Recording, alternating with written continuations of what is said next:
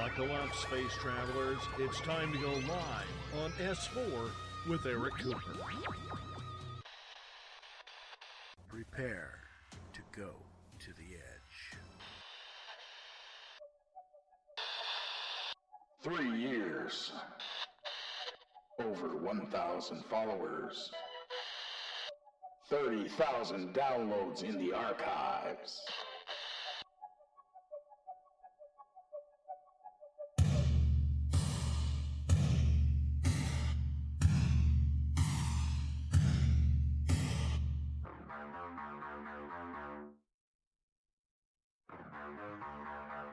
Welcome to S4.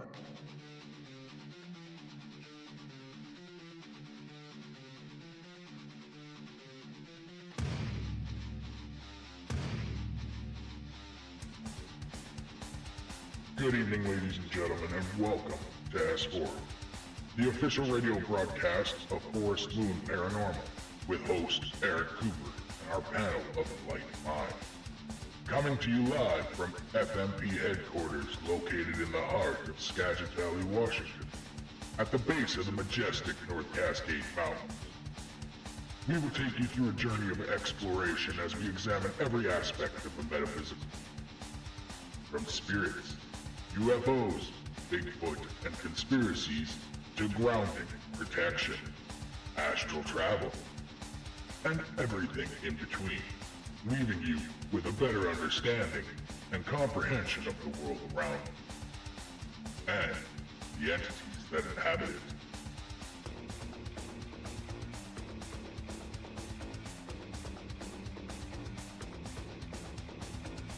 Join us every Saturday night at Spreaker.com and locally on KSVU 90.1. Don't forget to check out our new webpage at www.s-4radio.com.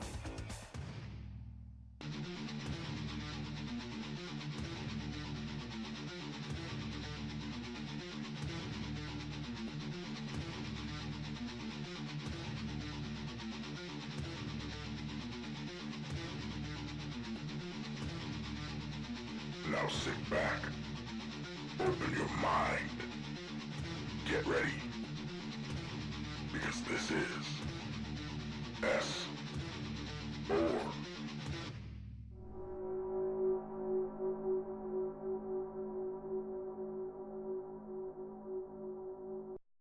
Good evening or morning, depending where you are, and welcome to S4, the dark voice of the paranormal and conspiracy, coming to you live from the S4 headquarters in the heart of the Cascade Mountains of eastern Skagit County in Washington State.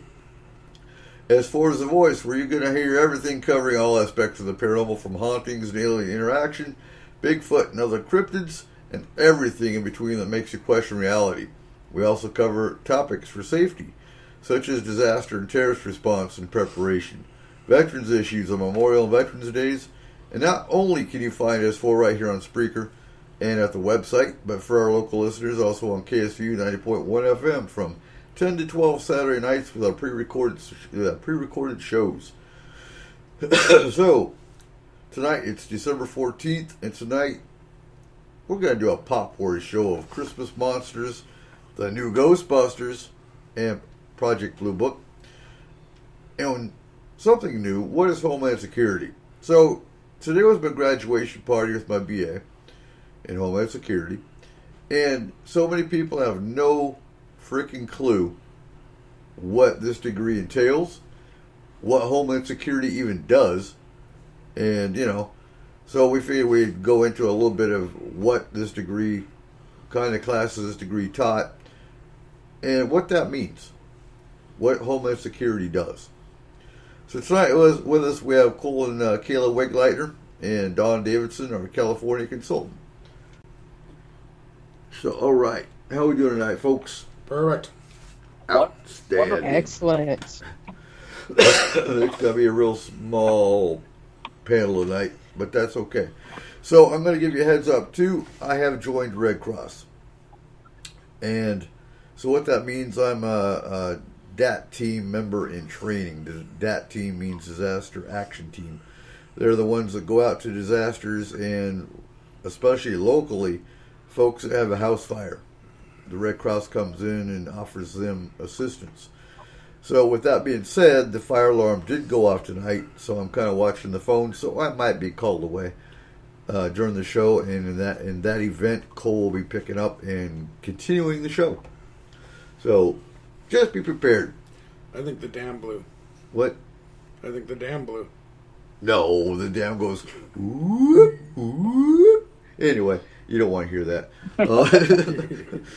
And so, yeah, for the locals that continually ask this question, when you hear the normal air raid sounding siren, whether you're in Birdsview or Concrete, that is simply the fire department being called in to respond to a house fire, a motor vehicle accident, or sometimes a medical call. Now, if you hear the other noise that sounds like a whoop, kind of sounds science fiction-y, that usually happens the second Monday of each night at 6 p.m., and that is the dam breaking siren.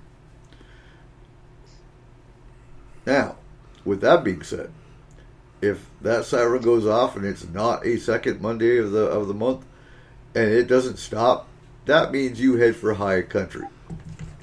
Evacuate. Now the dam's going to break on the second Monday just to be that way. Right, that's true. You know that when we first moved here, 7 years ago, almost 8 years ago now, and Izzy being from Alabama, that's the noise that gets sounded when there's a hurricane. Oh, God.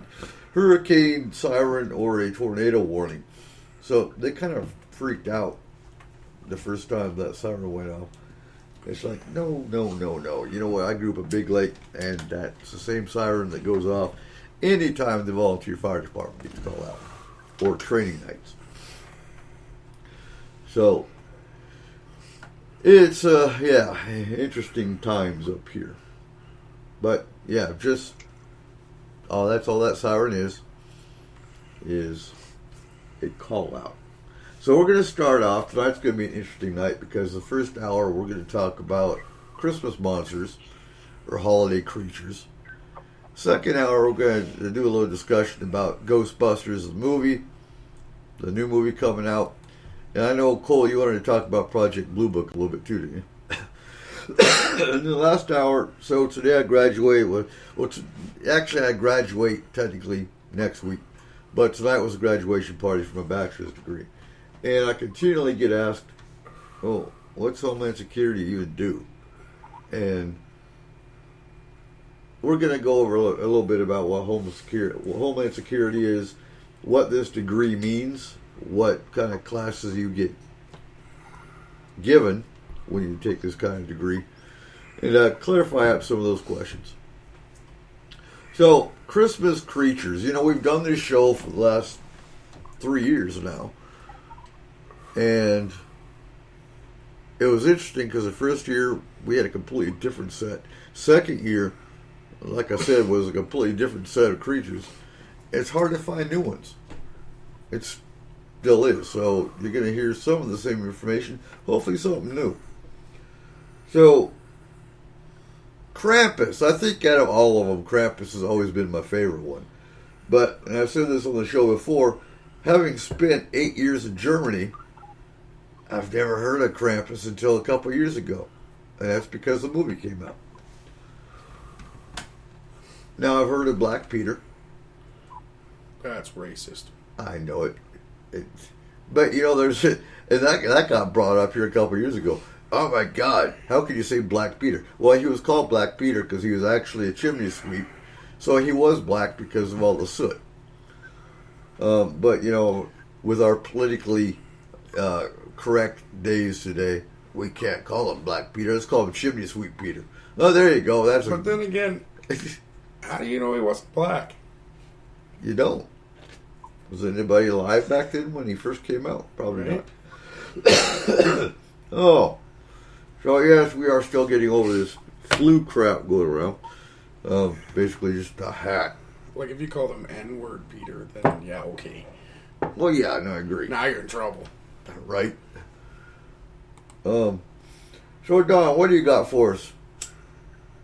Well, I got quite a smorgasbord of information, I guess. Obviously, we all know about Krampus, and that's basically Santa's alter ego, I guess, would make, if that sounds right to you guys. He may look like the devil or a wild alpine beast, depending on the region that you're talking about. He did in the movie. But, you know, I love the movie. The movie is great. I think the gingerbread men were the best part of that movie. I wouldn't consider him an alter ego because that puts him on the same level as Santa. He never was. He is a minion of Santa. Okay. And I think Krampus actually started in Austria, did he not? Yeah. It wasn't Germany. No, Some people Austria. get that confused with, Krampus started in Germany. Yeah, you know, and that would perfectly explain, even though it's the same continent, why the Germans never talked about Krampus, because he wasn't from Germany, he was from Austria. He was an Austrian folklore, not German. Okay. That is something I didn't catch on my research. He was the German, right? Belznickel? I've never heard of Belznickel He was either German. yet. So in Germany, the big thing was December 6th, and that was St. Nicholas Day. And that was when you had a St. Nicholas that would go through every single village. Not just was, still is. Huh? That is still a big day. Yeah. But Nicholas goes through every village, and Black Peter is with him. So the good kids, and the legend is that St. Nicholas goes through every German village, and he's checking off his list of good boys and good boys and girls, bad boys and girls. And if they're good, they get a candy cane or a small treat. If they're bad, well, that's where Black Peter gives them a lump of coal. And hopefully they'll change their ways and become, good. But anyway, we'll get to Belznickel. What do you know about Krampus? Tell us about Krampus. Okay, so Krampus, according to my notes, and I'm probably going to rely on you guys a little bit more,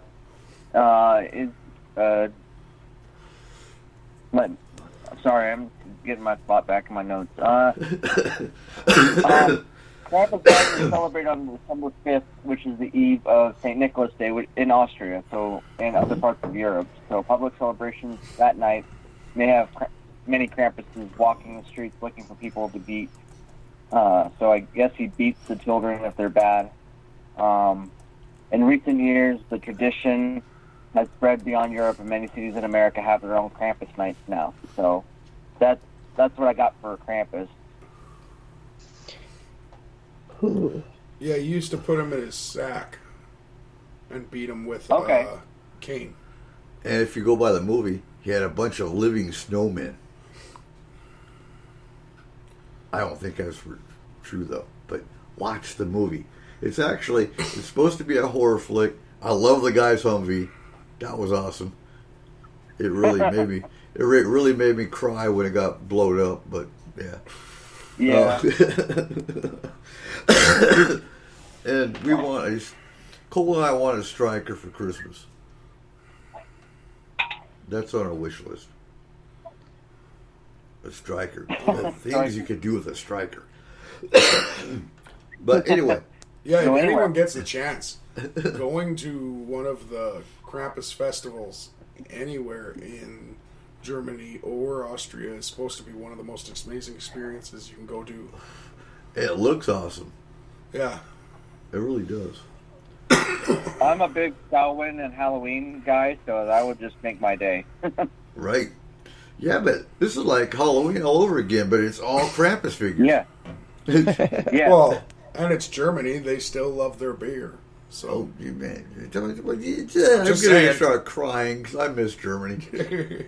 The Winter But the Krampus nights are not the Krampus nights are not the same as like Christmas or Christmas Eve.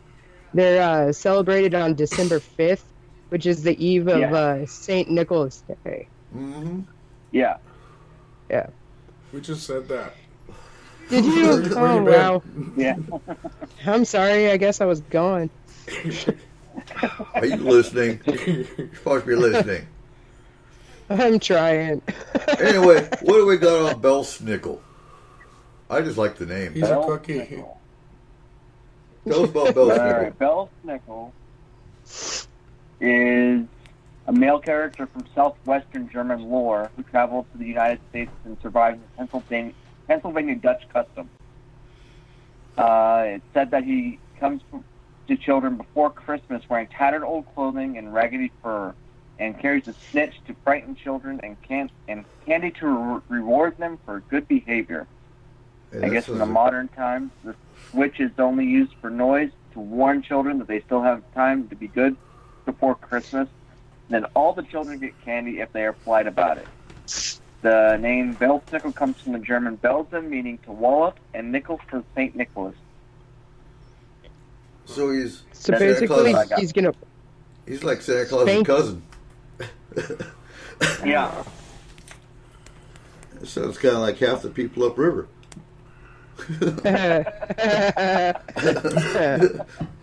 Oh, You just made it sound like everyone up here is really into BDSM.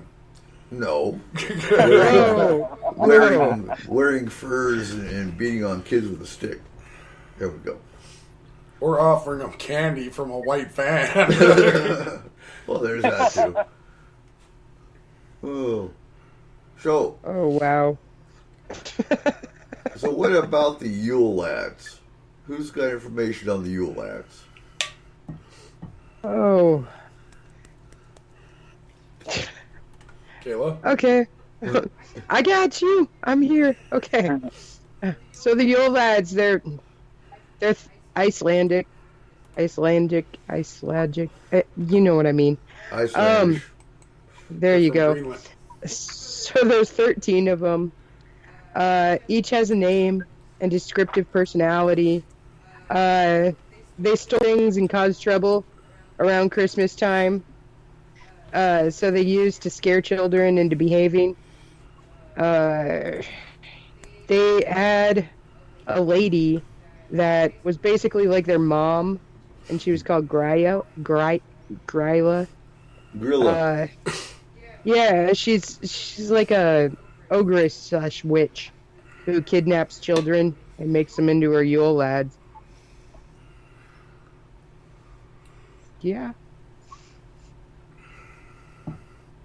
That's what I got on the Yule Lads. That's it? Well, I'm sorry. I have a couple more things to say, I guess. That each of the Yule Lads have a specific name. Like there's a sausage swiper who hides in the rafters and steals meats when no one is looking. Sheepcoat Claude plays in ravines and harasses the sheep. So they all have different names. And let me see if I can. You know, Yeah, the Yule images are coming Lads. up, but Cause we hit the Yule Lads last year, and the Yule Lads reminded me of the seven dwarves from Snow White. yeah, Yeah, but there wasn't one named Happy Yeah, or Dopey. They're all pissed off and angry. well, pretty much. And their names are based on the personalities, just like the seven dwarves of. It's just like the seven dwarves from Snow White. So do you think that's where the concept of the seven dwarfs came from? It's a Don't possibility. answer that. Whoa, don't answer that. What? You're going to have Mickey Mouse come breaking down your door and slamming you with a goddamn lawsuit. Nobody answer that. Snow White is open source now. Hey, I'm just saying, because I'm pretty sure that the whole concept of the Grinch came from Krampus. So, And that's a good possibility, too. I mean, if you look at all the different cultures, a lot of the different cultures have very similar beings or creatures, but different names. And Dr. Seuss actually, he was born in Austria. And that makes makes total a lot of sense. sense. I know you want to beat up on Charles Dickens later, too. Yeah. Okay, so I'm going to take it one further. So Dr. Seuss has what? He's got Krampus in the Grinch. He's got the Yule Cat in the Cat in the Hat, and then the Yule Boys in Thing 1 and Thing 2. And don't forget the Who's. Oh, there you go. Wow, way to be original, Dr. Seuss. Right. But how do you know who? So who came first, Dr. Seuss or these guys? I'm pretty sure these guys. Maybe. So who else we got? Hans Trapp. Huh? Hans Trapp. Hans Trapp. Hans Who Trapp. is Hans Trapp? Tell us about Hans Trapp. Okay. Well, the legend says that Hans Trapp was a real dude, and he was rich and greedy and evil, and he worshipped the Satan, and was excommunicated from the Catholic Satan. Church. Really? He was the first Satanist of the Yeah. Satan. Right. So he was exiled into a forest where he preyed upon children, disguised as an evil scarecrow, with like straw and stuff jutting out of his clothing just to freak out the kids. And when he was about to eat a kid that he had captured, he was struck by lightning and killed, which was his punishment from God for being an evil Satan worshiper. And supposedly he still visits children right before Christmas, dressed as a scarecrow, and scares them into good behavior. That sounds so much like Jeepers Creepers. Right? Yes. Yes, I was thinking I saw it before, but yeah. Right? Freaky evil scarecrow that like eats people. Nice. Another one that's super original, I guess. Well, Jeepers. All The difference is, though, Jeepers Creepers, according to the movie anyway, didn't happen before Christmas. Had nothing to do with Christmas. It's just really the only thing that was similar was the scarecrow aspect. Yeah. So what else Evil you got for us, Kayla? Oh, man. Father Whisper? Who? It begins with Father Whisper. It begins with an evil butcher who carves children to eat them. He lured 3 boys into his butcher shop, where he chopped them up, and salted them. So Saint Nick came to rescue them, and he rescued the boys and took custody of the butcher. So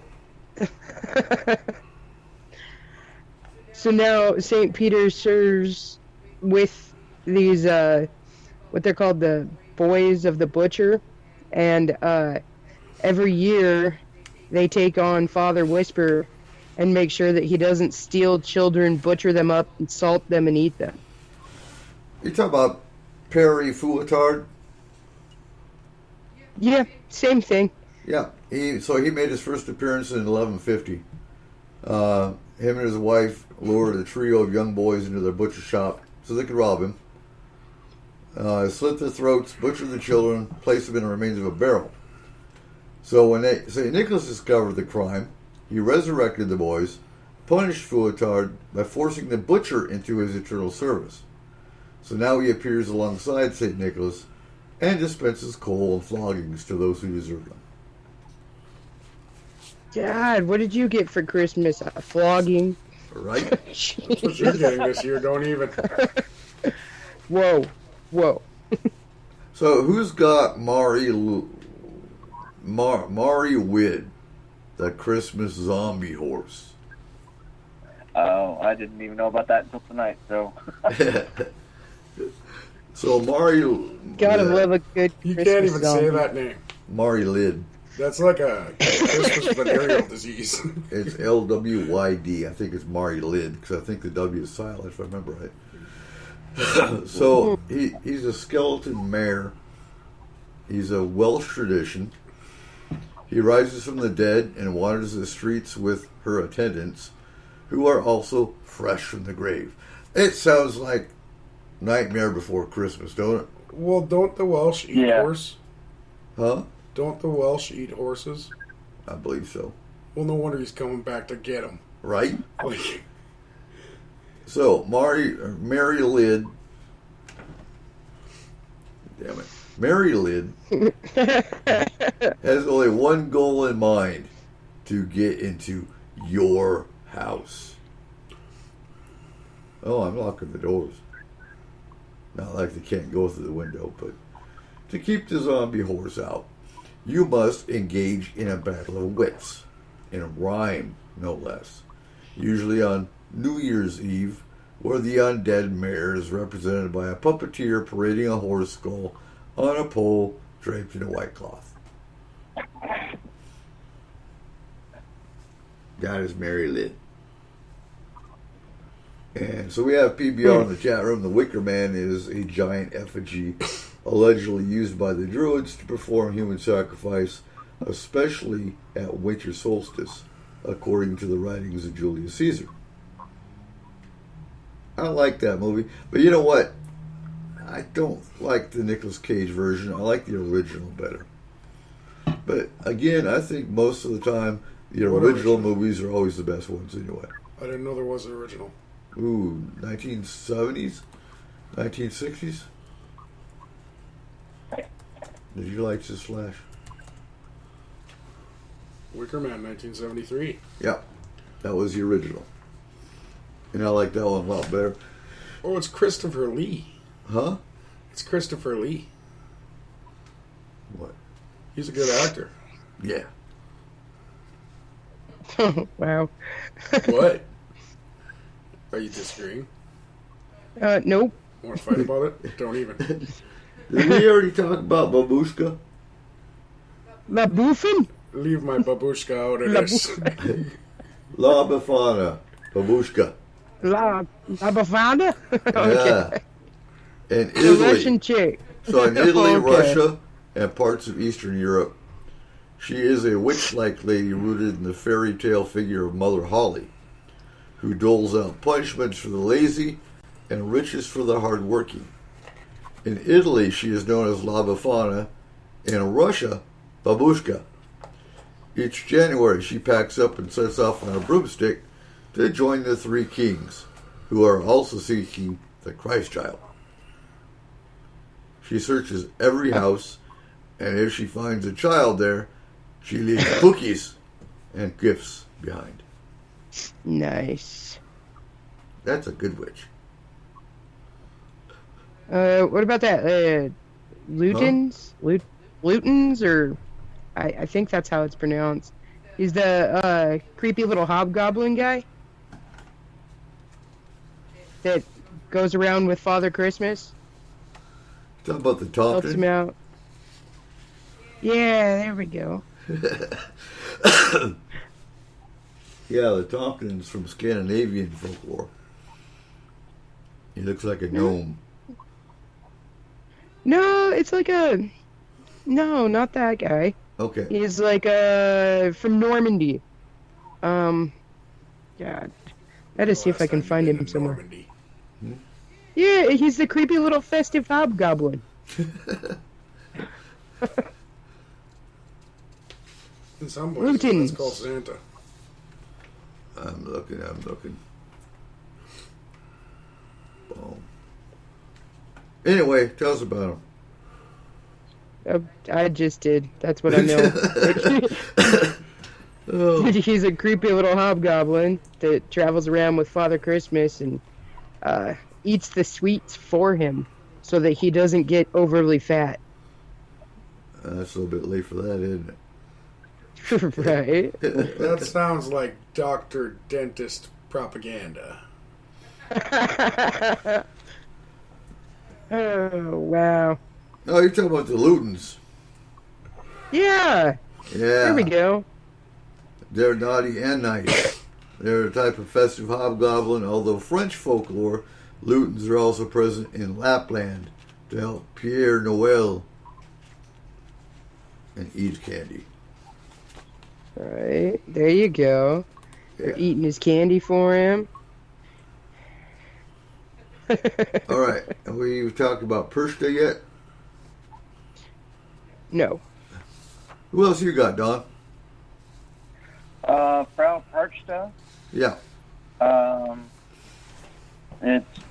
She comes from, these tales come from Germany and Austria, and sometimes they feature a witch named Frau Parchta, which means Mrs. Parchta, who hands out rewards and punishment during the 12 days of Christmas, December 25th through the Epiphany on January 6th. She's best known for her gruesome punishment of the sinful. She will rip out your internal organs and replace them with garbage. The ugly image of Parchta may show up in Christmas processions in Austria, somewhat like Krampus. And her story is thought to have descended from the legendary Alpine goddess of nature, who tends to the forest most of the year and deals with humans only during Christmas. In modern celebrations, Parchta or a close relation may show up in processions during Fastnacht, the Alpine festival just before Lent. There may be some connection between Frau Parchta and the Italian witch La Befana, but La Befana isn't really a monster. She's an ugly but good witch who leaves presents. So this one is a little more gruesome than what we've been discussing, because she rips out your internal organs and replaces them with garbage, and there's other things I've read that it's sawdust as well. Yeah, I remember that one. I don't think it's near as bad as the Yule Cat. Yule Cat, and here's where it gets interesting, because the Yule Cat only kills kids that don't have new Christmas clothes. So, if your kids wake up on Christmas morning and they don't have new Christmas clothes on, that's where the Yule Cat will get them. And so if you look at the times, you will find the manufacturers back then would use that to the advantage of their factories. So they would, scare their workers into, oh my God, if you don't work overtime, then you ain't going to be able to afford new pajamas for your kids, and Yule Cat going to get them. So if you look at most of these creatures, there's always a motivation. If you're bad, you're going to get a lump of coal. Or in some of the severe cases, if you're bad, you're going to die, and your gut's going to be pulled out and replaced with sawdust. I mean, yeah. It depends on the truth. It depends on the culture that you grew up in, and the times that you grew up in. Don't you dare say that to somebody now, because they're going to either laugh or you're going to get scolded for being politically incorrect. And oh my God, don't let the conservatives hear you talk about that. You're a Satanist. Or, if the shoe fits, whatever. So I want to go back to the Yule lads real quick, because their names are interesting. You got Sheep Coat Flog. He's a peg-leg sheep fancier. You got Goalie Hawk, who hides out in the ditches or gullies and waits for an opportune moment to run into the cowshed and lick the foam off the milk in the milking buckets. You got Stubby. I ain't going to touch that one. Whose name denotes his stature as he is unusually short. Okay, that's better than I thought it was going. You got Spoon Licker, a licker and thief of spoons. Yeah, you're going to have to compete with my kids for that one, though. You got the Pot Scraper. That means something different today, but the Pot Scraper is a petty thief of leftovers. You got the Bowl Licker. And again, you got to compete with my kids for that one. They lick the bowls, too. Who hides under your bed. Now, that's just creepy by itself. And waits for you to absent-mindedly put down your bowl so you can steal and, yes, lick it. Okay, so I'm sorry, but I don't put bowls next to my bed. If I do, the dog's going to get that one. You got the Door Slammer, who slams doors all night. That sounds kind of paranormal right there. Blame that on Ghost, not the door slammer. We got the skyr gobbler who eats skyr, which is yogurt.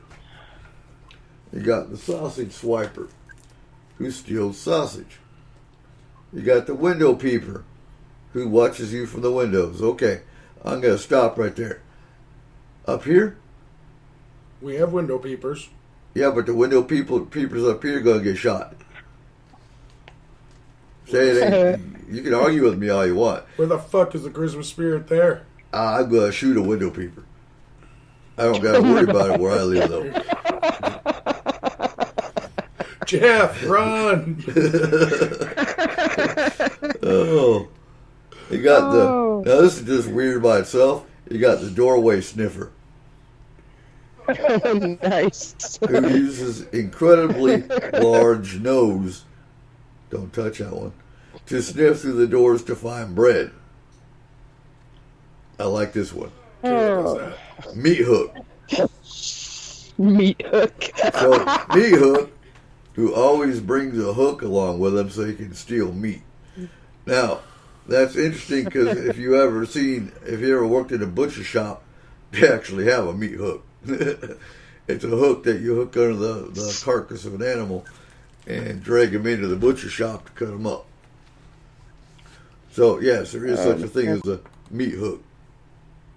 Shoot. And lastly, you got the candle stealer, who follows children around.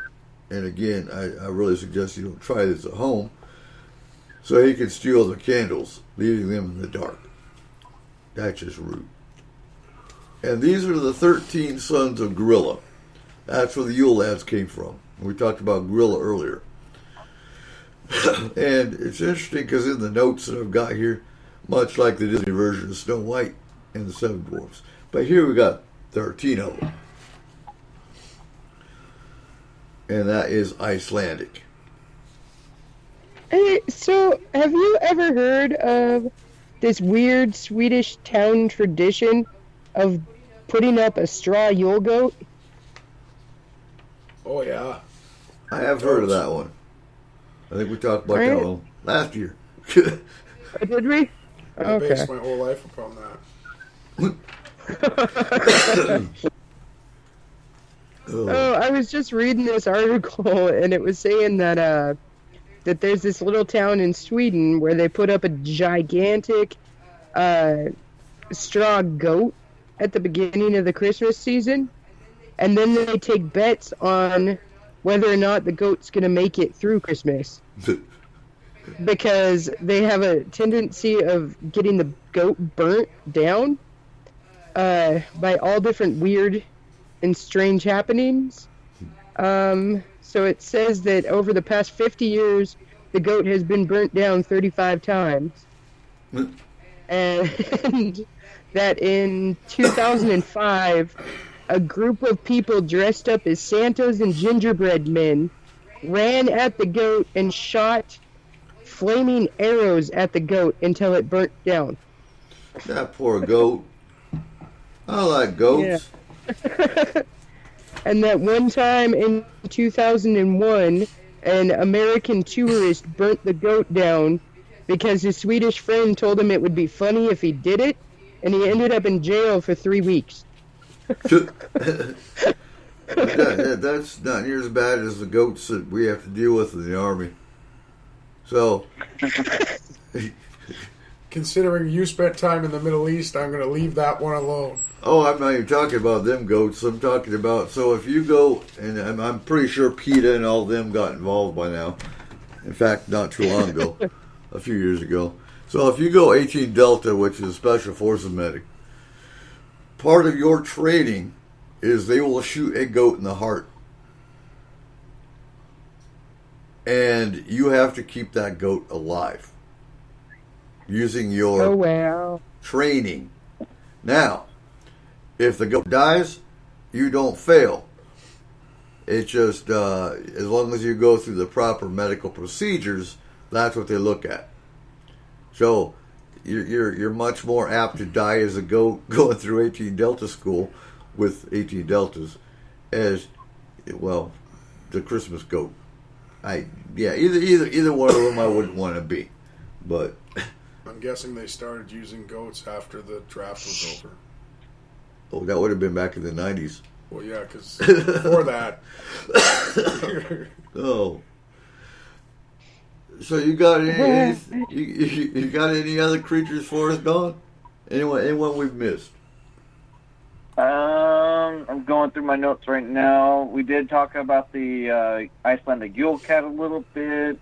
Yule Lad, Gryla. Yeah, as far as I have, I think that's about it. Okay. So now we're going to go to the Ghost of Spirits, past, present, and future with Charles Dickens, and Cole's going to tear that apart. So here's the thing. Christmas is actually one of the highest potential times for spiritual seekers. So a lot of people do end up seeing ghosts at this time. One of the biggest, some of the biggest ones are, number one, Alcatraz. Alcatraz is known for one of the biggest Christmas ghost stories in the world. And it's the ghost of the Christmas feast. Seriously? Yeah. In Alcatraz? Absolutely. Oh, do pray tell. I ain't heard that one. Before Alcatraz became a prison for the United States, it was actually a prison for the Native Americans. They would send people who did wrong to the island to be rehabilitated in their own way. Some of those people never made it off that island, and one of the most famous tales of the sighting of these ghosts was in the 1940s when Warden James Johnson held a Christmas Day party at the residence for his staff. An apparition sporting a mutton chop, whiskers, and a gray suit appeared. The temperature in the room plummeted and the fire blew out before returning to completely normal when the spirit disappeared. Everyone was too scared to stay in the rest of the residence, and the entire party shut down. Since then, a Christmas party has never been held at Alcatraz. Oh, don't challenge me. We'll go have us a damn Christmas party on Alcatraz. Are you down, Don? Hell yeah. I'm not going. Go. And we'll do it live. So there's tons of different... You guys have fun. There's tons of different ghosts from all over the place having different sightings on Christmas Eve and Christmas Day. The biggest one that everyone knows starts with Charles Dickens and his the three ghosts: the Ghost of Christmas Past, the Ghost of Christmas Present, and the Ghost of Christmas Future. There is on Reddit a new theory that this is not a story, that it is actually a true account that happened to someone Charles Dickens knew, and he stole the story. For real? Yeah, it's a kind of a huge thing because there are accounts of other stories that Charles Dickens wrote being faked as well. There are other published works that came out before his that all that was changed was small amounts of the story, but it is the same story. So it's long believed that Charles Dickens is a fake. None of his stories are his own. Oh, that's just wrong. So what are some of the other ones? Oh, and by the way, it is supposed to snow for all of our local listeners if there's anyone locally listening. The snow level is supposed to drop to 300 feet. And that is the town of Concrete. If you're in Marble Mount, well, yeah, you already done got it.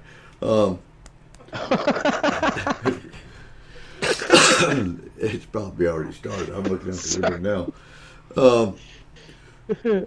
So when did Charles Dickens first write? If I remember right, the original story of the three ghosts was what, 1900s? Or was it pre-1900s? And I should know this because it was in my English literature class. I gotta pull it back up. Okay. There it is. And yes, PBR. So PBR is in the chat room. He said a while earlier, all Druid rituals involve the use of mistletoe. And yes, mistletoe is a very Druidic herb.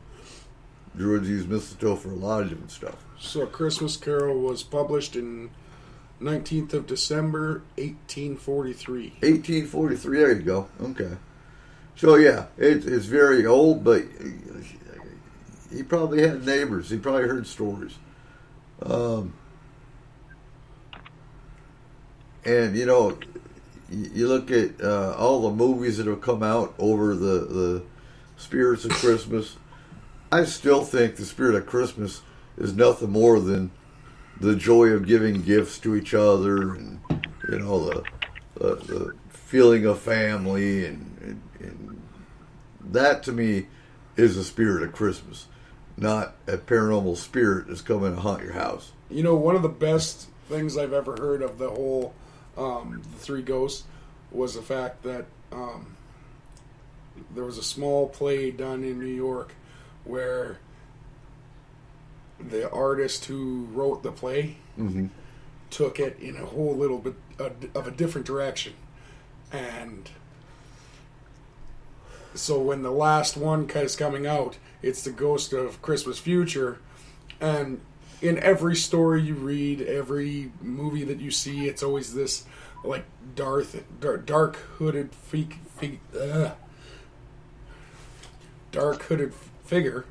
who is kind of Grim Reaper-ish looking, and in that you see all this fog rolling in, you see everything gets dark except for in this one area, right? And instead of a Grim Reaper looking figure, it's Tiny Tim that walks out. That's classic. So in that you're realizing that it's Tiny Tim's dead. Right. He is the Ghost of Christmas Future, therefore he is a ghost. He is dead. He did die. But I have to laugh. I do, because, and I think it's a couple weeks ago we talked about Grim Reaper. Grim Reaper's not a bad guy. They portray him as one, but the Grim Reaper is simply there. He's not killing people. He's simply there going to the people that are dying, whether they realize it or not, and he's there to help them cross over. That is really what the Grim Reaper is supposed to be. Not some bad guy that's got a hood and cloak and a sai. And that's what they portray him as, so everyone thinks the Grim Reaper's evil. He's really not. You know, humans have to cross over. Half the time they don't know they're even dead, which is why you've got paranormal events. If you had, you know, you got to look at this guy with a skeleton and a cloak over his head. Sure, he looks creepy, he looks awful, but, you know, I think that, I can't remember her name, but the cartoon artist recently, in the last few months, they start doing a Grim Reaper cartoon with animals, bringing the puppy over, bringing the cat over, and, you know, that kind of, I like that portrayal. For anyone that uses Reddit, they know it's kind of a rabbit hole situation. As soon as you, like, even read one line, you're screwed. But, like, the second part of that was leading into how Charles Dixon's actual writings are ingrained into the paranormal. Mm-hmm. Like, the line about Tiny Tim at the end of his book is that Tiny Tim never died. That is what it says. Right. Meaning Tiny Tim was a vampire. He never died. He's from Romania, then. Oh, wow. Hey, cool shit rabbit hole. Yeah. We're just going down a little bit deeper. You know, I think that Tiny Tim just went on to become Oliver Twist. Yep. Explain. No. That's right, you got nothing. She's just like Charles Dixon. She stole that idea. Right. So what do you think, Don? Do you think Tiny Tim's a vampire? About what exactly? Is Tiny Tim a vampire? He could be. I wouldn't put it past him. Oh man, Tiny Tim can't be a vampire. Why? So, okay, because in all like random books and lore and everything about vampires, it says that all their ailments are cured when they become a vampire.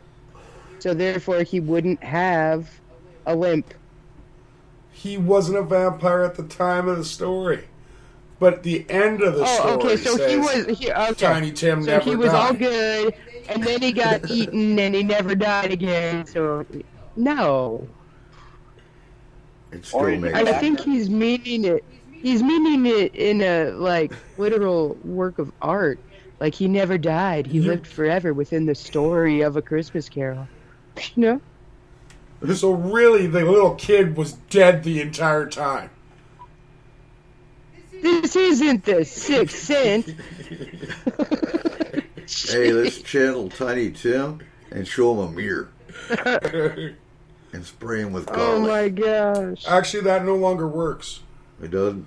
The reason that vampires weren't able to see their reflection in a mirror is because back in the early 1800s to 1900s, mirrors were made with silver.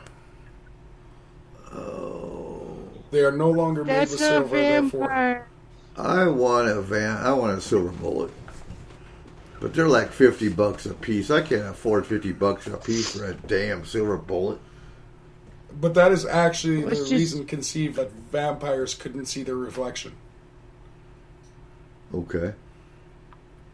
But now mirrors are no longer made with silver nitrate so that they'd be able to see it. Okay, garlic. We'll spray him with garlic. And if he goes, oh no, I'm melting, they'll know he's a vampire. Wait. I'm sorry, have you ever been sprayed with garlic? If somebody sprayed me with garlic, I'd be like, oh God, dude. So, Not big. my wife's a vampire. That means you're a vampire. Go look at the Oh, mirror. great. You got the wooden stakes Dude, out. I'd be so mad if I was a vampire and still this fat. Come on now. Oh, we're going to have to do a show on vampires pretty soon. Just I'd be mad if you were a vampire and we were still this poor. Hey, I'm just it saying. takes many a century to become a rich vampire. I mean, everybody's got to start somewhere.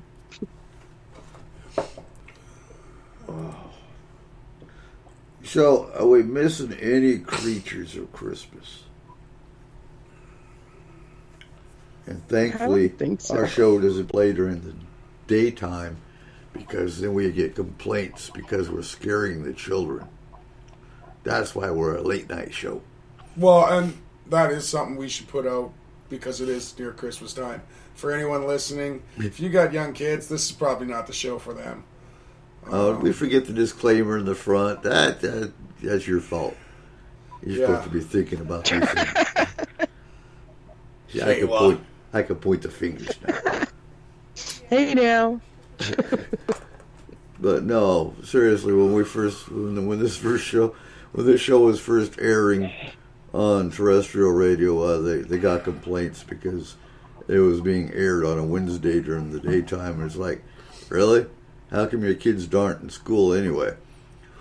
But yeah, you know, I think every paranormal radio show actually talks about the creatures of Christmas because, well, hey, it's just something you talk about. There's a lot of... Well, Krampus didn't really hit the mainstream until, about 4 or 5 years ago with the first Krampus movie. In the United States. In the United States, yeah. It's been a thing in Austria and Germany for a while. Yeah. Not when I was there, but... And that was weird. I think it would have been, but not in the area you were in. I was in Bavaria, as well as Bayern. I was in a few different places. In Bad Hersfeld, we were up in the Fulda Gap, which is not far from Checkpoint Charlie and the wall before it fell. Because our job was to patrol the wall with our tank. And we were essentially a speed bump. So if they would have collapsed the wall and come rushing through, we were going to stop them until more forces could come up to the wall and back us up. But that was the 11th Armored Cavalry. We were just badass that way. That's why they put us in Kuwait and pulled everybody else out in case Saddam came back in, because we were a badass enough unit to withstand anybody who came in our way. And that's why they're now in, NTC, the National Training Center. But I would imagine it depends on what areas you were in, because the Krampus festivals, they're not new. Those are like... But those were in Austria, on correct? Years. Those were primarily in Austria? No. I know Cologne holds one. From what year? Huh? From what year? That was like 60, 70 years old. Huh. But it moved from a small... it was a small community that it was in, and then that community was destroyed in World War II. Oh, so maybe the custom kind of vanished. I don't think it vanished. I think they just moved where the festivals were held. Okay. But it's like... Because, dude, honestly, if I would have heard about a Krampus Fest, I would have been there. Back then, I sure the hell would have been there. Well, but that's the thing, too. Would you have been off, or would you have been working? It's not a normal holiday for you. So, pretty much, we work 9 to 5. For the most part, unless we're in the field. Christmas time, they stand down pretty much for around... But that's not Christmas. It's December 5th. Oh, no, I'm talking December. December, they try to keep you as close to home as they can for December, unless you're deploying. That's a whole other ballgame. Yeah. So, when I was in the 29th SIG, for example, they actually prolonged our deployment until a couple of days after Thanksgiving. Granted, we were in Iraq for Christmas time, but if they can hold off as much as possible, if you're just doing a rotation, they'll try to keep you home. When I went to Somalia, they prolonged us again a few days till after Christmas, and then January 11th is actually when we deployed to Somalia. So, depending on what your unit is, depending on what your mission is, yeah. Now, if you're in a rapid deployment unit, you're gone. Doesn't matter when. A regular unit, they'll work with you. So I probably would have been able to go to a Krampus festival if I would have known what the hell it was, for one. And again, I ain't never heard of Krampus until, a few years ago with the movie. But okay, so St. Nicholas Day is a huge celebration in Germany. Oh, yeah. St. Niklaus. But how many of them, did you go to any? Oh, all the time. I lived in a village. Then how the hell did you not go to a fucking Krampus festivals before that? I ain't never heard of Krampus. He never talked about Krampus. You need to listen more. I know this was 20 years ago, but I'm still mad at you. I actually played St. Niklaus at the PX. Because I could speak German. They're like, oh, cool, you're hired. So, and that was during Desert Storm period, so actually it was kind of because I had all these German kids sitting on my lap going, you're bringing my daddy home. I'm like, oh, shit. Yeah. St. Niklaus, try. Yeah. So, St. Niklaus, has always been big in Germany, but I ain't never heard of Krampus. Anyway, folks, it is that time. It is already top of the hour. When we come back, we are going to start talking about the new Ghostbusters, the pros and the cons, and I'm actually liking what I see. And then we're going to talk about Project Blue Book a little bit, because I know Cole's kind of excited about that one. Before we break, I got a Christmas joke for you. Oh, God. What's the difference between snowmen and snow women? What? Snowballs. Alrighty. You are listening to S4 on Spreaker.com.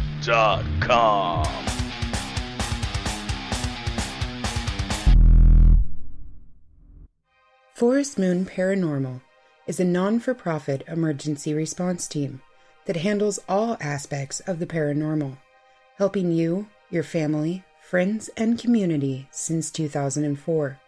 Whether you're having a problem with hauntings, spirits, Bigfoot, other types of cryptids, or UFO activity.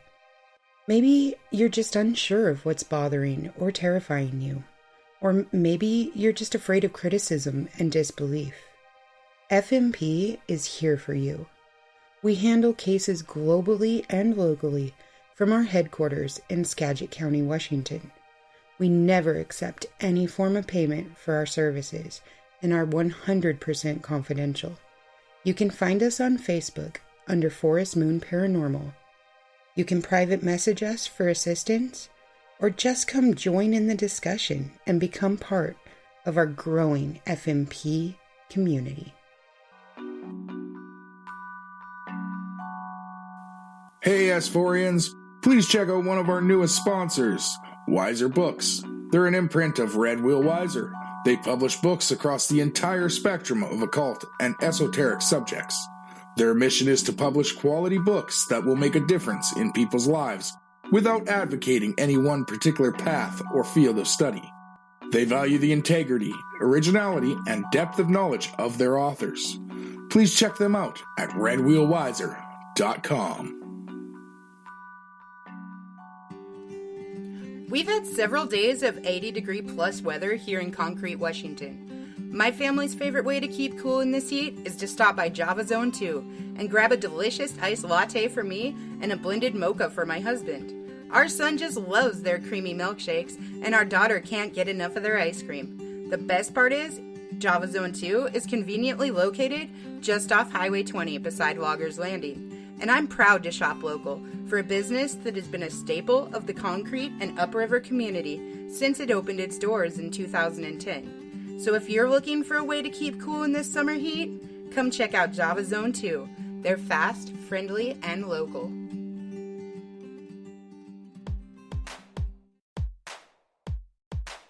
All of us here at S4 and Forest Moon Paranormal would like to thank everyone who attended and supported our 2019 Paracon.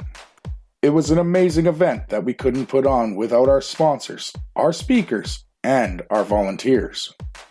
Be sure to keep an eye on our Facebook group, Forest Moon Paranormal, for all your updates on Paracon 2020, September 26th, 2020. Thank you again to everyone. Well, hello there. Us here at S4 would like to remind you out there that the UFOI team weekly meetings are broadcast live on Facebook from Denny's, where America eats, each Monday night, 6 to 8 p.m. Pacific Standard Time at UFOI Team on Facebook.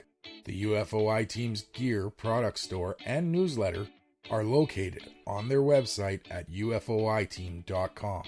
To contact the UFOI team with your sightings report or a paranormal story, send an email to theufoiteam@gmail.com. Keep looking up and tell us your story. Hey everyone, Cole here with S4 Paranormal Radio, the official voice of Forest Moon Paranormal. Looking for a way to get the word out there about your business, group, team, or product? Let us help you. A few clicks is all it takes to get started at s-4radio.com, or you can contact me at 360-999-2830.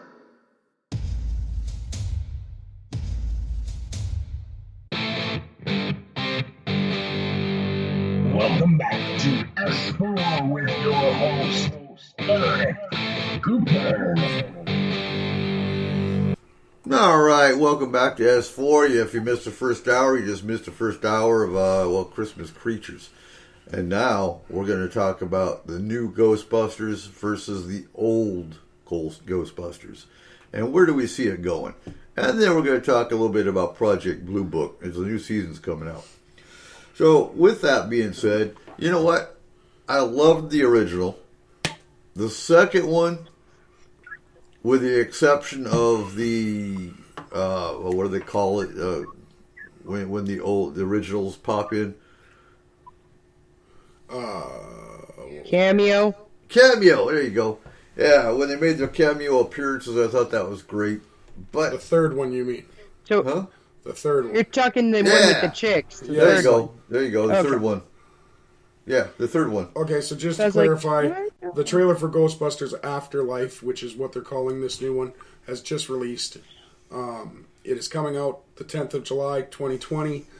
The Ghostbusters started in 1984 with the original, and then came out with Ghostbusters 2 a few years later. I believe it was 97 or 87. Sorry.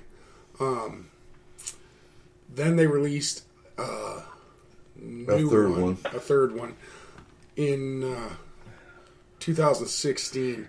It was not well received. I like the cameo. The cameos were great, but none of them actually wanted to do it either. For real? Seriously, Aykroyd, Murray, none of them actually wanted to be in that one. I can't remember the secretary's name, but she was great as a hotel, the hotel lady. She says, "What do you want?" The funniest part about that is I never realized it till about a week ago. That's actually Sheldon Cooper's grandma. Is it? In The Big Bang Theory. Well, not in The Big Bang Theory, but in Young Sheldon. Yeah. She plays his grandma in that, and she is a great actress. So the Ghostbusters is really personal to Cole because most of it was the original filmed in Drumheller as well. No, the original was actually filmed in New York. Okay. That building is actually in New York. It is an old fire hall, and it has not been used as fire hall since then.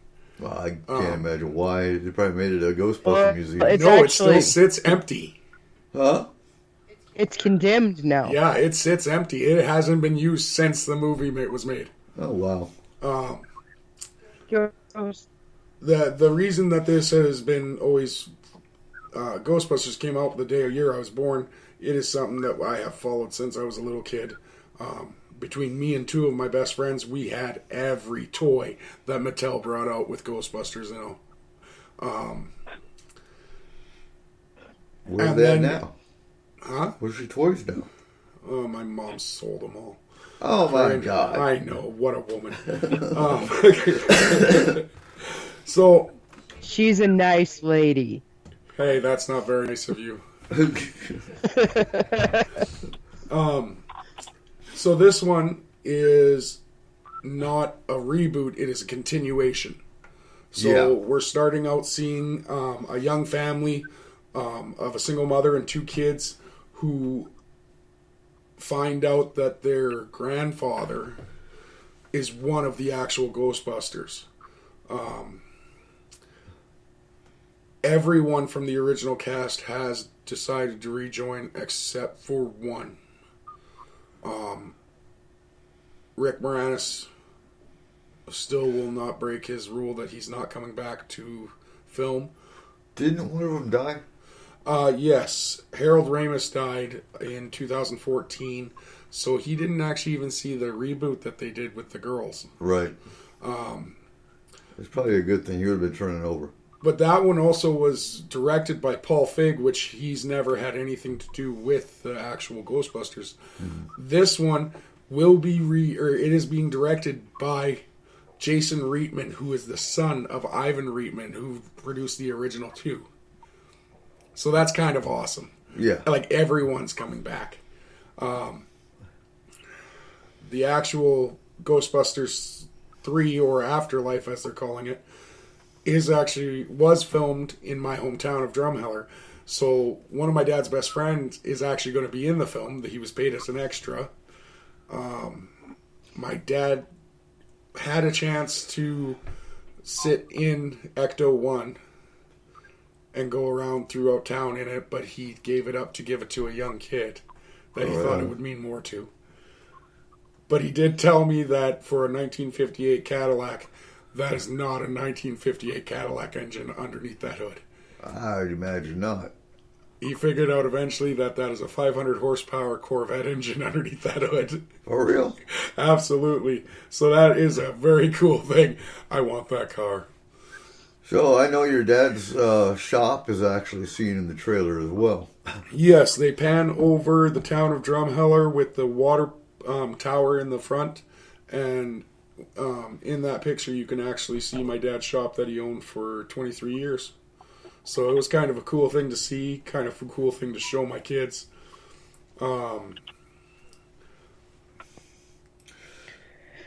So, what do you think about the? I like the fact that the boy from Stranger Things is actually in. He's kind of carrying on the supernatural tradition, going from Stranger Things to Ghostbusters.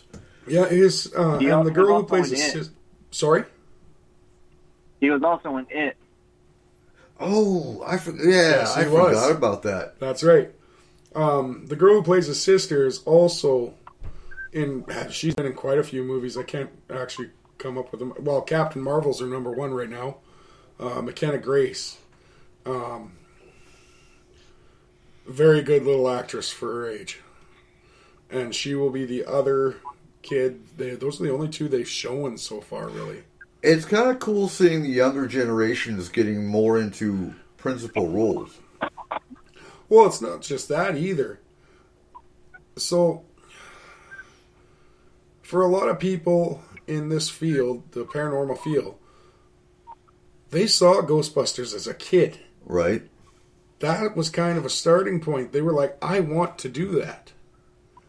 Heck, there's a Russian that's trying to make it possible.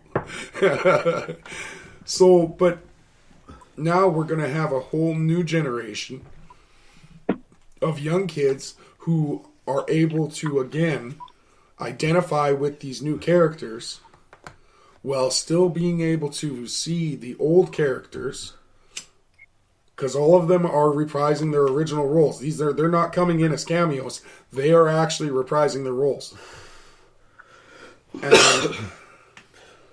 they're going to be able to. You say McKenna Grace? Yeah. Oh, okay. Yeah. She's the one that plays like in Annabelle, right? McKenna Gray does? McKenna Grace. Yeah, she plays in Annabelle, Sabrina the Teenage Witch, The Haunting of Hill House. So, do you see Ghostbusters making a whole new series of movies, like another franchise? I know we were talking earlier before the show that they have already started talking about a second one, haven't they? Yes, they have already been green-lighted by the studio for a second because of how well the sequel of the first one went through. Mm-hmm.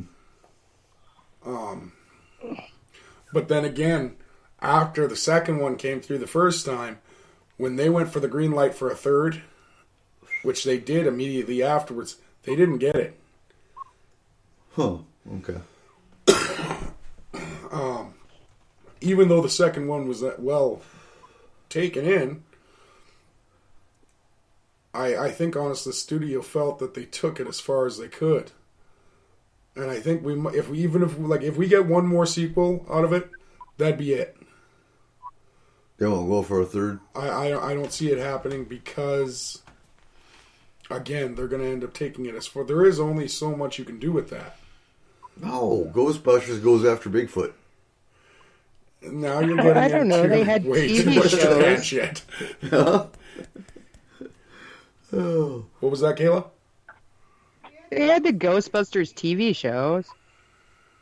Well, they had a cartoon out for a while, didn't they? They did. They had a cartoon up for a few years, but did any of you actually ever watch that? Yeah. Do you realize it was the same crap every day? Huh? It was literally the same show every time. Well, there was three options. A bad ghost got loose. They fixed it. Well, yeah, a good ghost got loose. They helped him. Well, that's or Slimer slimed Peter. That was the only three shows they had every 3 weeks. Well, look at Yokai Watch today. Right, and that's what I'm saying. That's Scooby-Doo. Yeah.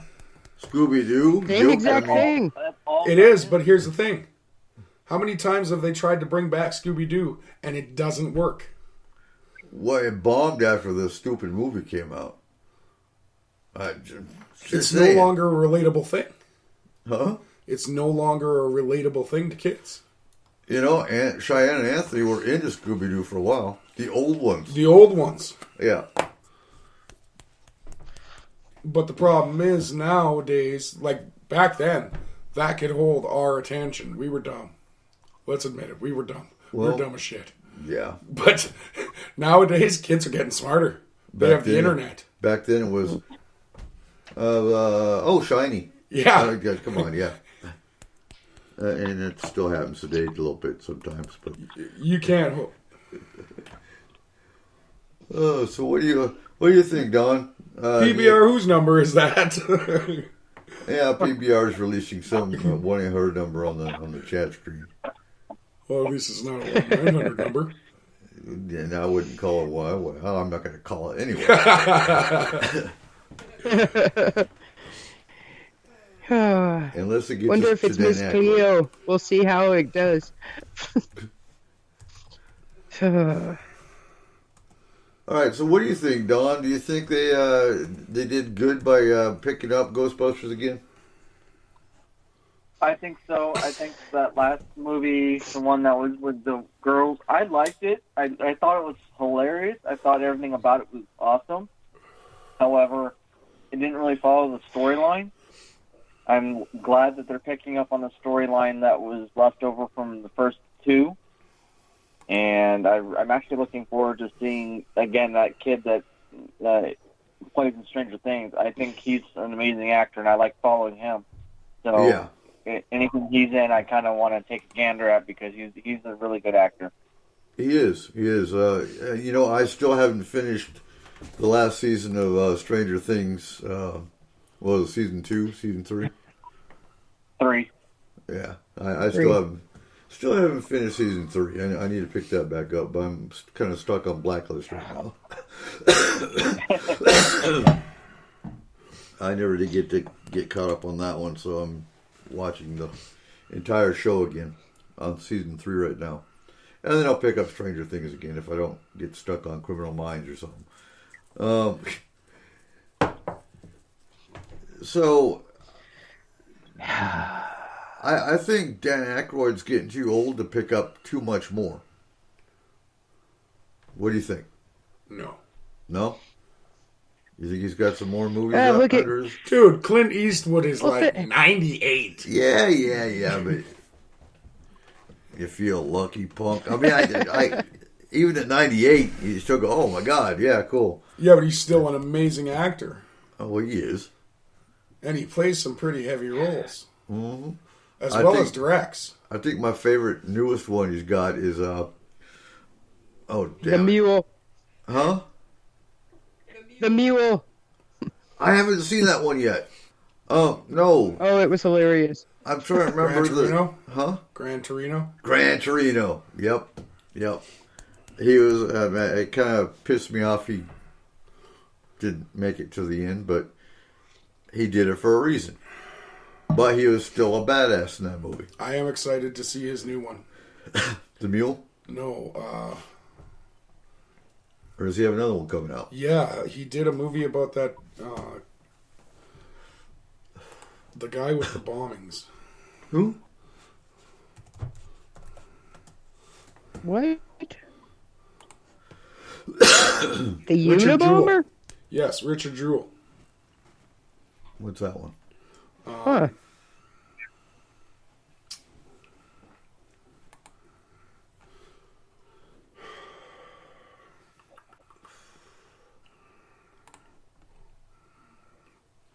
All right, I am going to be that person, and I'm going to say I think that bringing back the Ghostbusters is going to flop.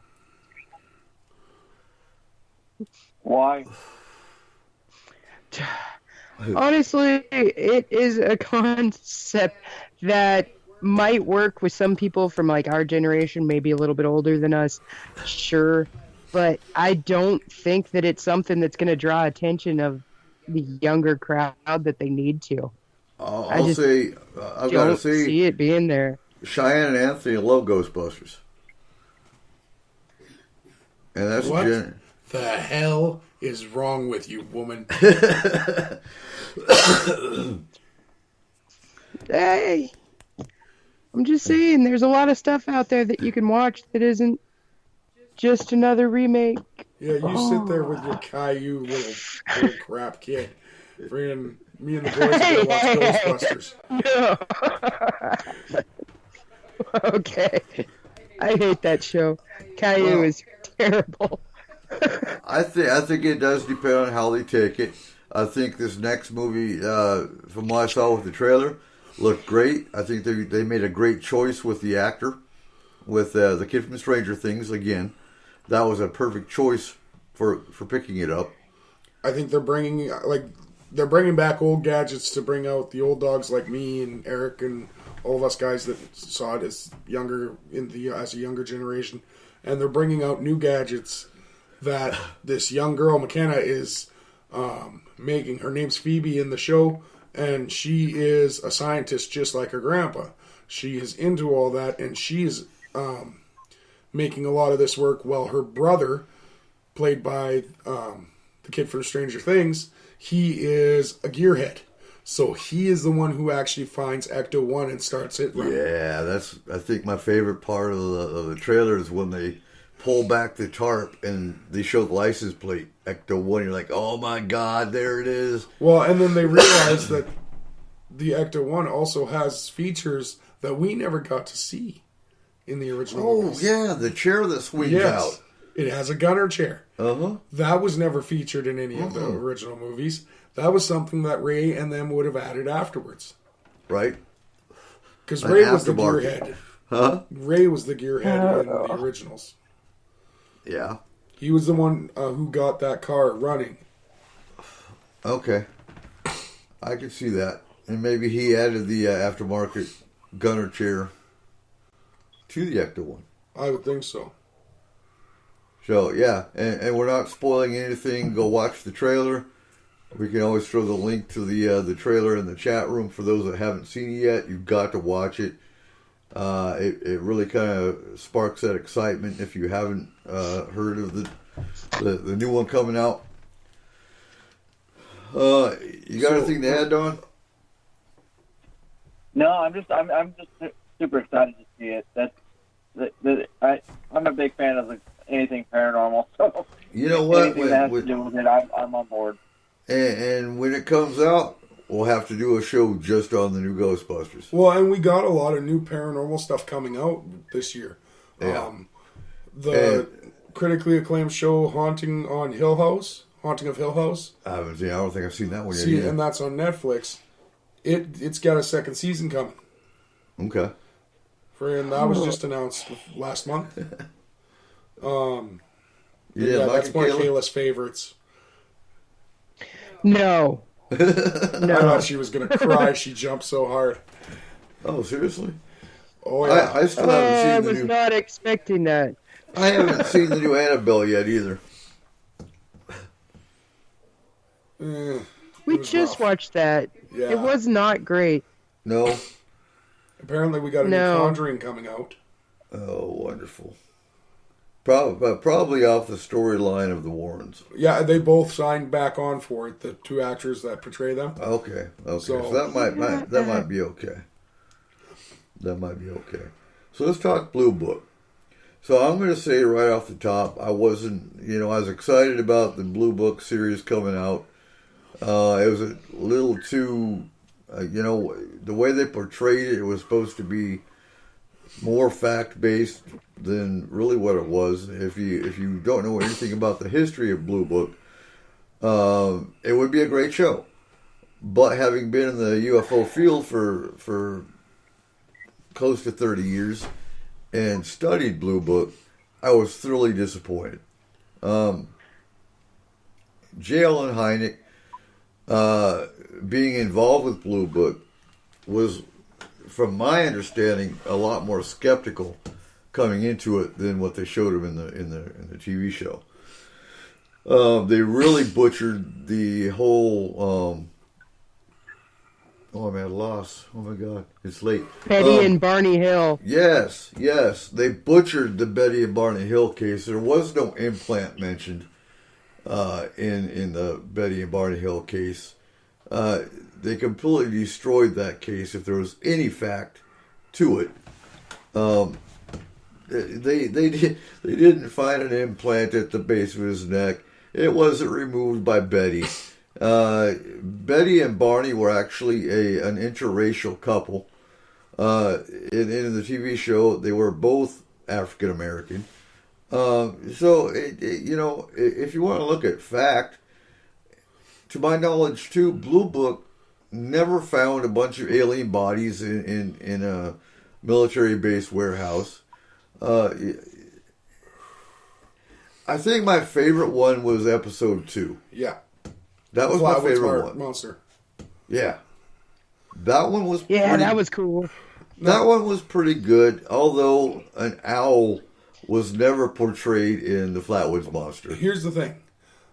We went into the first season of that show all expecting it to be very fact-based, because it's on History Channel. Mm-hmm. So we kind of expected more of a fact-based documentary type series that we were all very excited about, with some Hollywood elements, but not as far as they took it.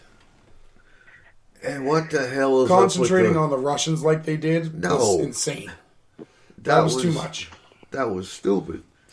I am excited for season 2 because now they've only announced 2 episodes. Which ones have they announced? It's the Roswell incident. Oh, God. The whole thing. The first 2 episodes are all about that. No. I am kind of excited to see how they portray that, because now I'm going into that though, knowing that this is pure entertainment. This is not fact-based. Right. It is fact adjacent.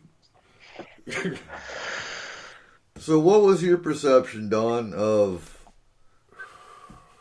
the whole Project Blue Book? I enjoyed the series. I don't know too much about it, so like you said, if you don't know what you're looking for, it's kind of easy to enjoy. I knew that the Betty and Barney Hill, they were interracial, so I knew that they had taken some latitude, which I honestly was pretty surprised about because, first off, in this day and age, an interracial couple doesn't really make headlines anymore, so I don't understand why they didn't make them that. Exactly. Now, that it would have been an issue back in the 60s when that case actually happened. And even back then in the reports, it doesn't seem like it was a big issue. They were both going to church, and it was actually a therapist in the church that did the hypnotherapy, in which case, Betty actually drew out the Zeta Reticuli chart, which wasn't discovered until the 1990s.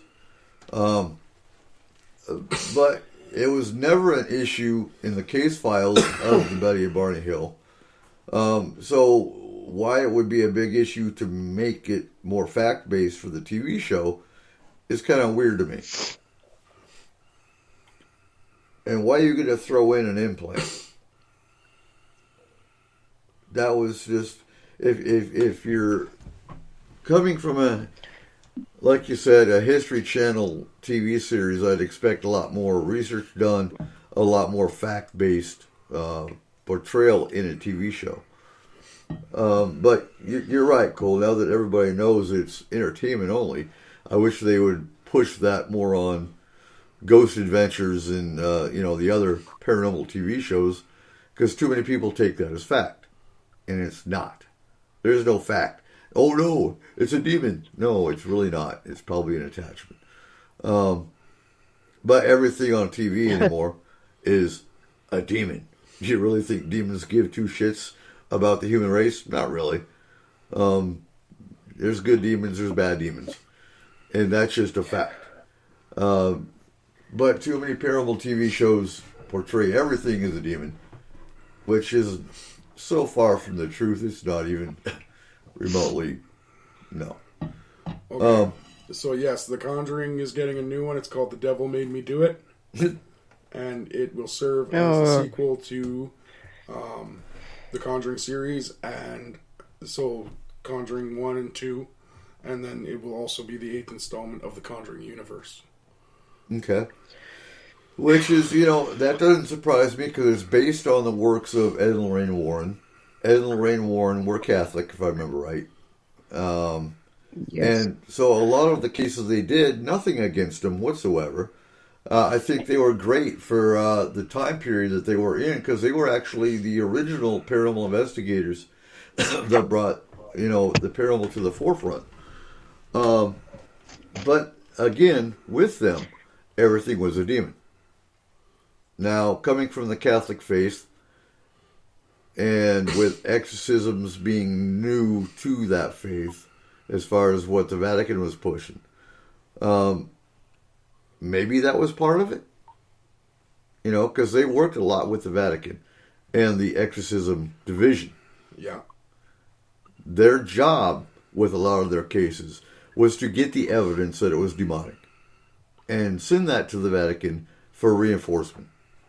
They show that in The Conjuring 1 and 2. So it's going to be interesting where they take it. I think that my favorite part of The Conjuring is they show the old school techniques of paranormal investigation.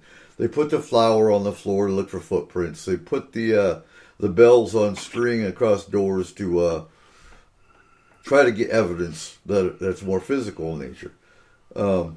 So I thought that was great. I thought that was well done on that part of it. So it's going to be kind of cool to see where they take it. This year is 2020 is actually going to be an amazing year for film and the paranormal. And it's going to be fun to pick it apart. Like, we're starting off January 3rd. They remade The Grudge. Yeah, you were talking about that the other day. So that opens up January 3rd. Where's the other one I saw? Oh, Candyman's getting a sequel. Seriously? Seriously. Don't see that one 5 times. Same actor?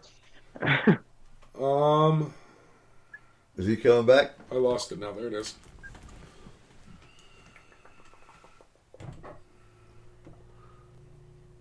Stars Tony Todd as the titular character.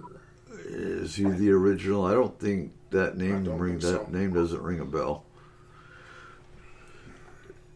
So, Don, what do you want to see come out? Is there any particular favorite horror movie you want to see redone? Or given a sequel? Hellraiser. Ooh, there you go. Do you want it redone or rebooted? I want it rebooted. I don't want this, Hell World. I don't want these spin-offs. I want the Hellraiser to be redone in today's, to be... technology. As far as story goes and CGI and everything else like that, I kind of want it to... I want to see what the hellscape would look like in today's mind. So, Yeah. They overdid that whole series. I thought it was stupid when they went to space. Well, I didn't know that they went to space. Yeah. At this point, only one of them's actually getting, one of the 80 slashers is getting a reboot.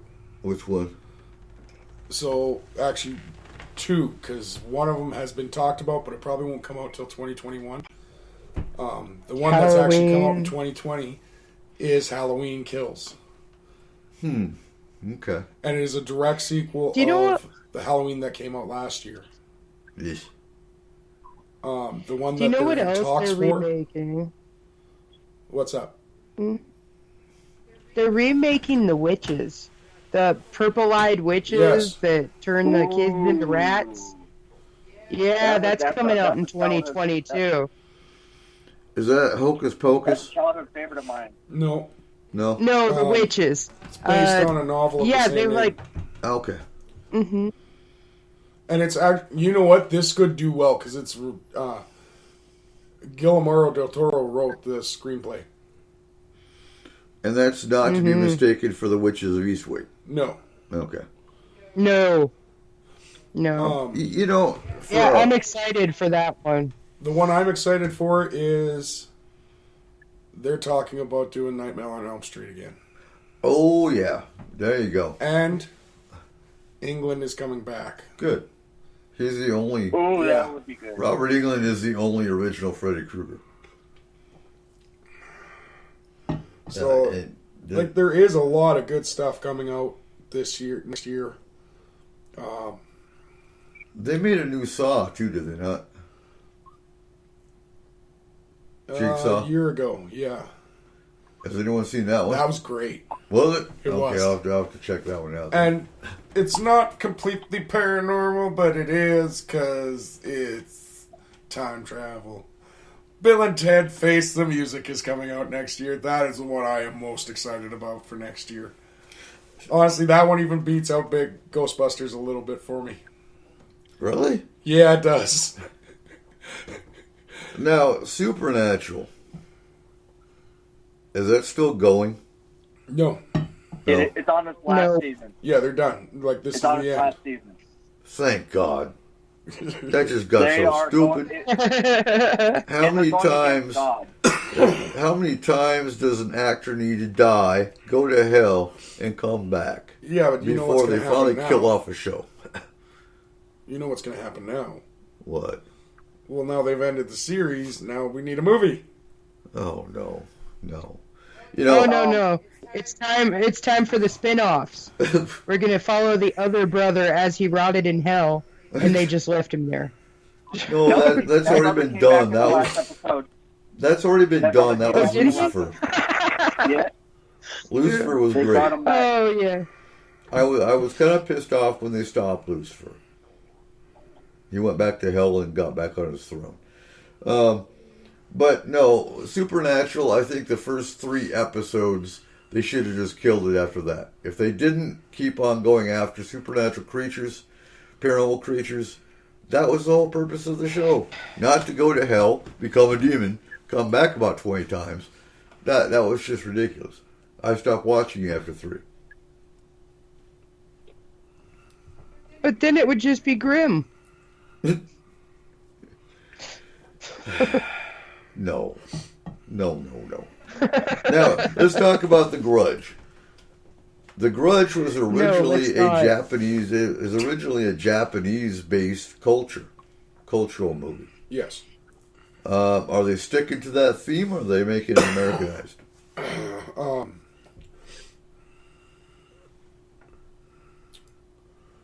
Judging by the names of the actors, no, it will be American. Because the only Asian name in there is John Cho, which, if anyone knows him, he's not even really that Asian. Okay. Harold and Kumar. It's a reimagining of the 2004 American remake of the Japanese horror film Ju-on: The Grudge. Okay. Which I didn't think that was that bad. I've seen the Japanese version as well. And they're pretty much totally different. They're both good. I did enjoy the American version of The Grudge. So for them to carry it on, I think would be cool. The other one I want to watch or see come back is The Ring. I did like The Ring. See, Kayla hates The Grudge. She What? hates that sound. I can't handle it. Yeah. Yeah, that one. That one? I kind of freak the family out when I do that. But, yeah. Anyway. No, okay, so my problem with The Grudge is that my kid looks too much, well, it did at the time, looked way too much like the kid in that show. And when he wakes you up because he's not feeling good at like 2 in the morning and is standing over you going, Mom. Okay. Right after watching that movie, that was not great. You wake him up in the morning, he still looks like that. No, that's about as bad as my cousin going to sleep with her eyes open. As her... Kimberly does that. Huh? Kimberly does that. Yeah, it's not a good time to watch a movie. What about Pet Sematary? I hated the remake. Yeah, the remake sucked. That was terrible. Pissed me off. They did one? Yes, it was horrible. Yeah, and it was bad. Yeah, no, John they Lithgow just did a played the remake. Old man. Who played the old man? John No, the Lithgow. guy from Harry and Henderson's. That's right. Are you serious? Yep. But this time, instead of the little boy dying, it was the little girl.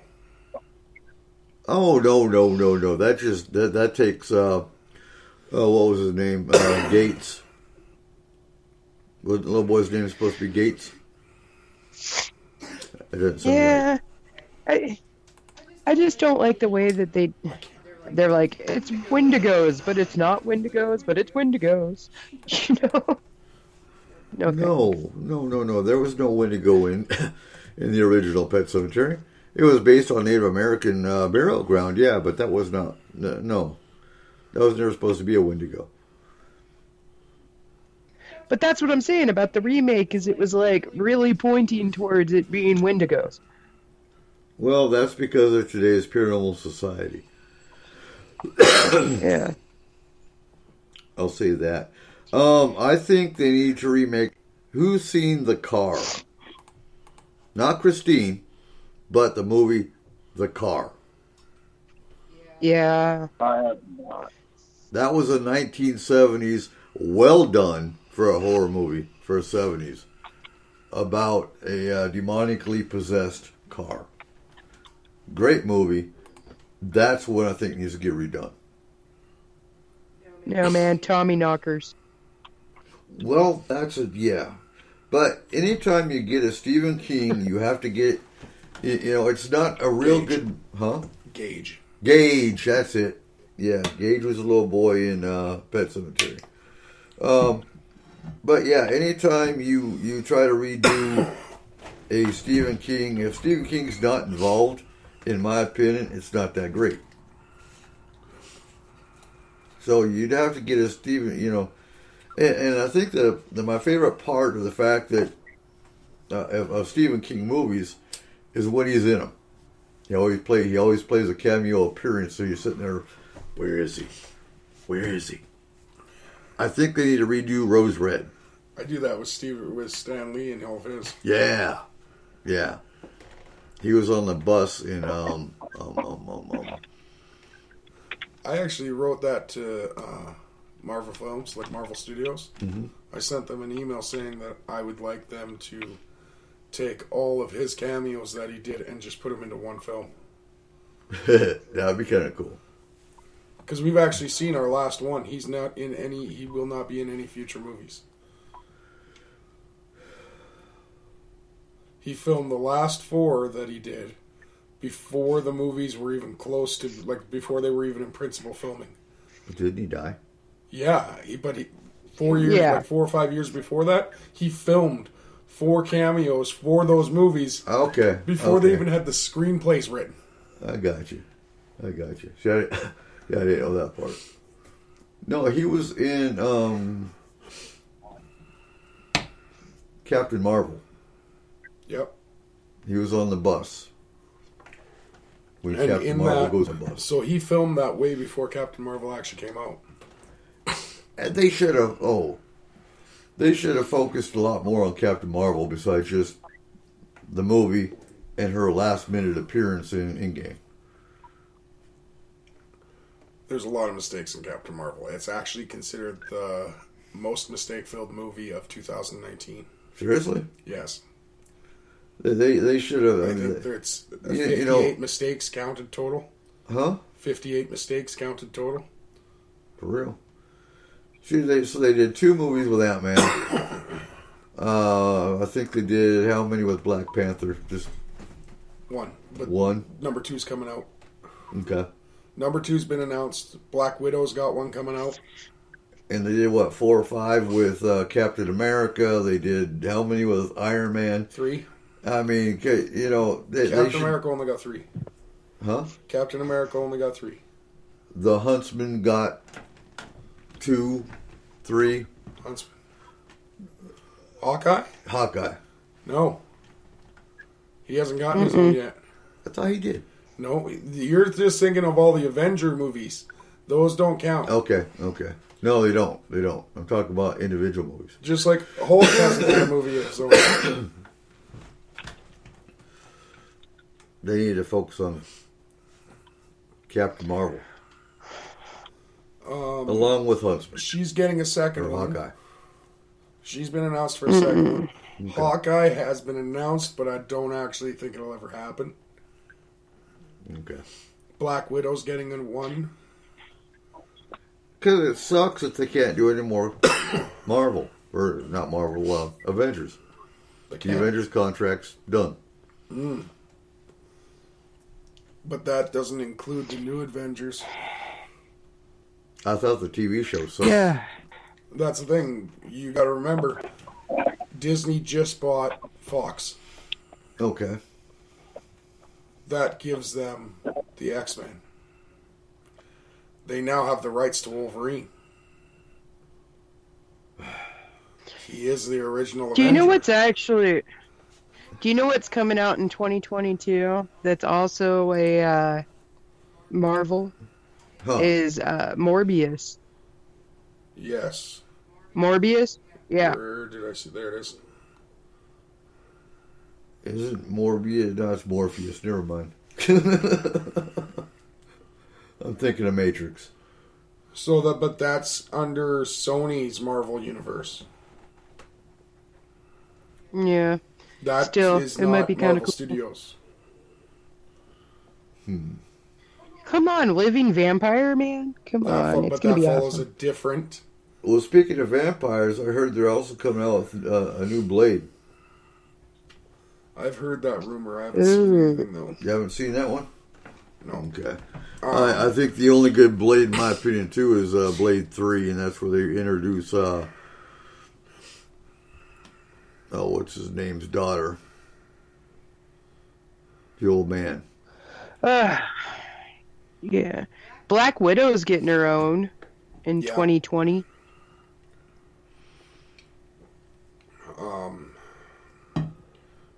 So is Gambit. Who the hell is Gambit? What? No way. Which one's Gambit? Gambit's an X-Men. He's the X-Men with the cards. You know what? I stopped watching X-Men after the second one. So he was only in one of the X-Men movies, but he is one of the original X-Men. He used a deck of cards that were almost magical, and he was from New Orleans off the bayou, and he would throw these cards so hard that they would actually slice through people. Okay. I got you. Actually, they could even slice through metal because they'd slice through the sentience that the bad guys always put out. What else do we got? We got Monster Hunter and Venom 2. So, yeah, you can expect a lot more here on S4. We're going to be picking apart some of these movies and comparing them to... Yeah, have you seen Venom? True Paranormal. What? Have you seen Venom? No. You really need to watch that. Is it like Snakes in a Plane? No. So think... okay. Venom fights Spider-Man. He was Spider-Man's nemesis. Okay. Didn't he write on like a wakeboard? He's a sentient creature from outer space. Green Lantern. Who attaches itself onto a kid named Eddie. Okay. Now, did you ever watch Spider-Man 3 with Tobey Maguire or whatever the fuck his name is? Yeah, hell yeah. Okay, so where he gets the black outfit? Yeah. Okay. That black outfit was Venom. Okay. They merged. Yes. Essentially. And he became evil. And then Eddie Brock was introduced into that one. And it was the kid from that 70s show. Mm-hmm. That is who Venom eventually becomes. So, now, folks, you need to pay attention to Netflix. I don't even think Venom's on Netflix. It's okay. No, there's plenty of paranormal TV on Netflix. Right? There is. There really is. Hell, a lot of these movies are going straight to Netflix now. Yeah, Netflix. Oh God, they're making a new Purge too. Netflix is the channel that you need to definitely need to stay focused on. So what's Purge? The Purge. Yeah. It's the one where the siren goes off and everyone's allowed to murder each other for 24 hours. I ain't seen that one either yet, I don't think. There's 5 of them now. This will be the 5th. For real? Movies? Seriously, yeah. Or TV shows? Yeah, Movies. it's terrible. Oh, I'll have to check that one out. And now, well, I don't have a whole lot of time still. Even though I'm done with school. It's the answer to fix America. Huh? Make murder legal for 24 hours. Well, that's going to happen here in less than a year. Well, if you look at the way it's going, that's pretty much the way it is now. Oh, yeah. Just not the 24-hour period. So there are some changes coming up on S4. So next week we are taking it off because it is Yule, winter solstice. And I know Cole and his family have Christmas parties to go to. So, yes, unlike in the past, we are taking a break. We will return on the 28th with our New Year's show. And we will discuss some changes coming into S4. Tonight's one example of what you're going to hear a lot more of. Not so much fact-based, but we're going to have a panel where we pick apart topics. We sit here and discuss them. I'm going to do the show naked. No, please don't. Okay. But we need to hear from you, our listeners. What do you want us to pick apart? So we're going to stick to a paranormal theme, as always. I think I'm going to bring a lot more government, a lot more conspiracy, pick conspiracies apart. You know, as per tradition, we will still carry on Homeland Security topics, how to respond to an active shooter, how to respond to disaster preparedness, things of that nature. And of course, Memorial Day, we will be hitting veterans issues. I think we're going to hit a lot more controversial current events as well. And conspiracies. Huh? Conspiracies. What conspiracy? Not the New World Order. Oh my God! Yeah, you hear about that talked about a lot more lately too. Is the New World Order?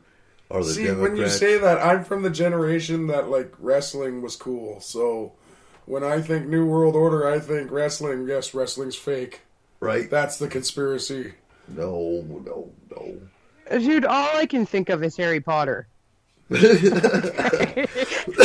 New World Order? It has nothing to do with Dumbledore's army. No. And it kills me. You know, because there's so much hatred all over the place. So look at these Democrats. Oh my God. They're destroying democracy. The Republicans are wonderful. No, folks. They're really not. They're both from the same swamp. They're playing you like a fiddle. If you really want to take care of yourself, look at your own community, because one day that's all that's going to be left for you. Because the Republicans and the Democrats are both laughing at you. Isn't one of their symbols a donkey? Yep. That's kind of funny that you mentioned it's a sort of swamp. Donkey and swamp. Shrek. Oh, well, yeah. Yeah. Yeah, my mind went off on a tangent there. It's okay. The other one's Dumbo. Oh, well.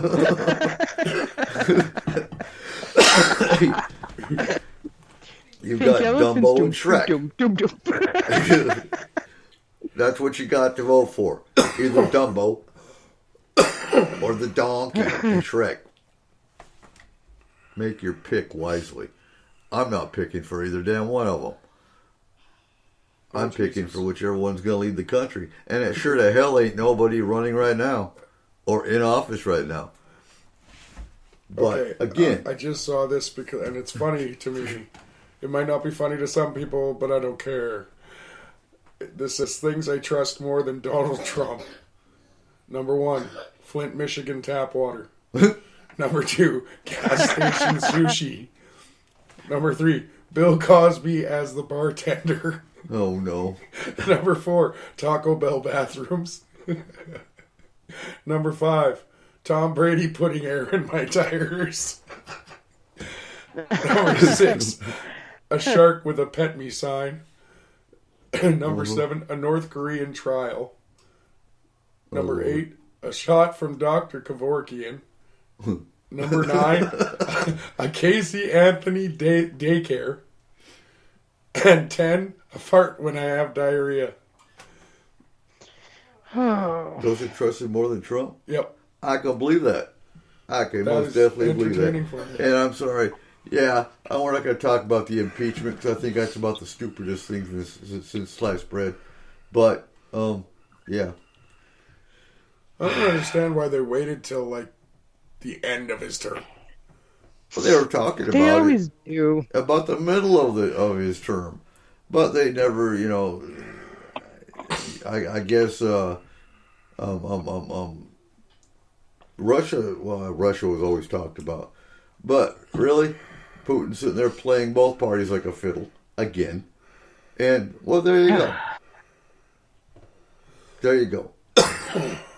So, on that note, we are going to, you're going to listen to Poltergeist, and we're going to come back with all new music, all new intros on the 28th, when we do our 2020 show. Make that paranormal. And just remember, people, there's 2 types of people in this world. Those who believe Die Hard is a Christmas film, and those who are wrong. You are listening to S4 on Spreaker.com.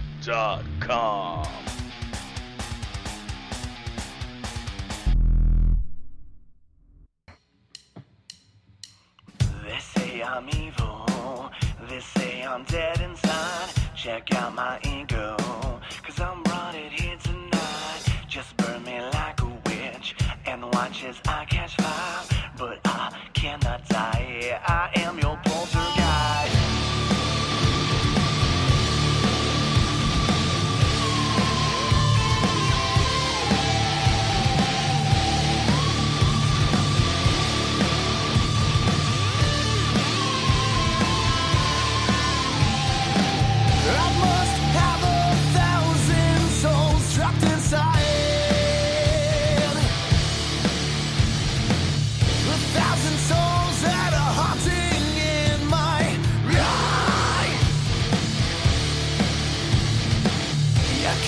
Trying to kill me, but I cannot die. You try to ignore me, but I haunt you deep inside. You keep trying to kill me, but I cannot die. You try to ignore me, but I haunt you deep inside. They say I'm evil, they say I'm dead inside. Check out my ego, cause I brought it here tonight. Just burn me like a witch, and watch as I catch fire. But I cannot die. I am your poltergeist. Poltergeist, poltergeist. Poltergeist, poltergeist. Poltergeist, poltergeist. Poltergeist, poltergeist.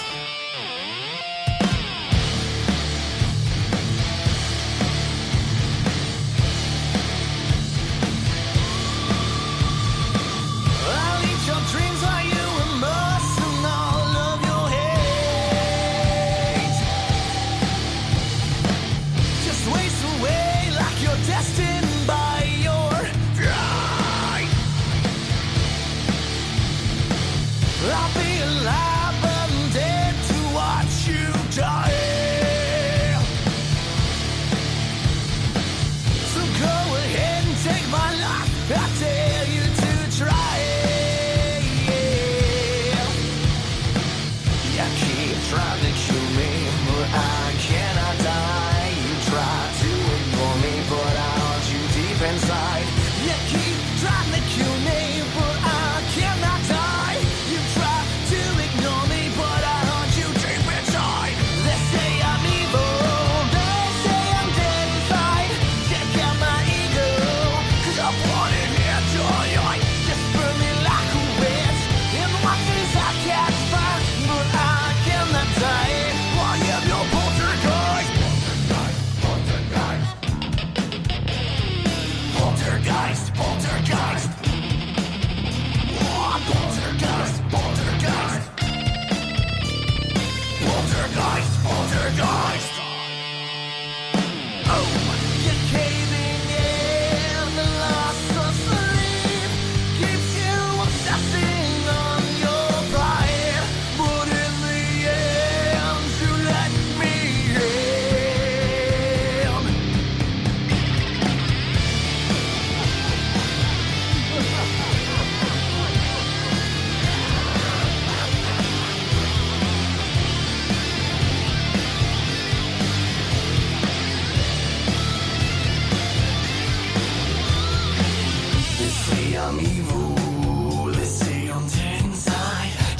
my ego, 'cause I'm running here tonight. Just burn me like a witch. It watches I catch fire, but I cannot die. I am your motherfucker. They say I'm evil. They say I'm dead inside. Check out my ego, 'cause I'm running here tonight. Just burn me like a witch. It watches I catch fire, but I cannot die. I am your poltergeist. Poltergeist. Poltergeist. Poltergeist. Oh, poltergeist. Poltergeist. Poltergeist. Poltergeist.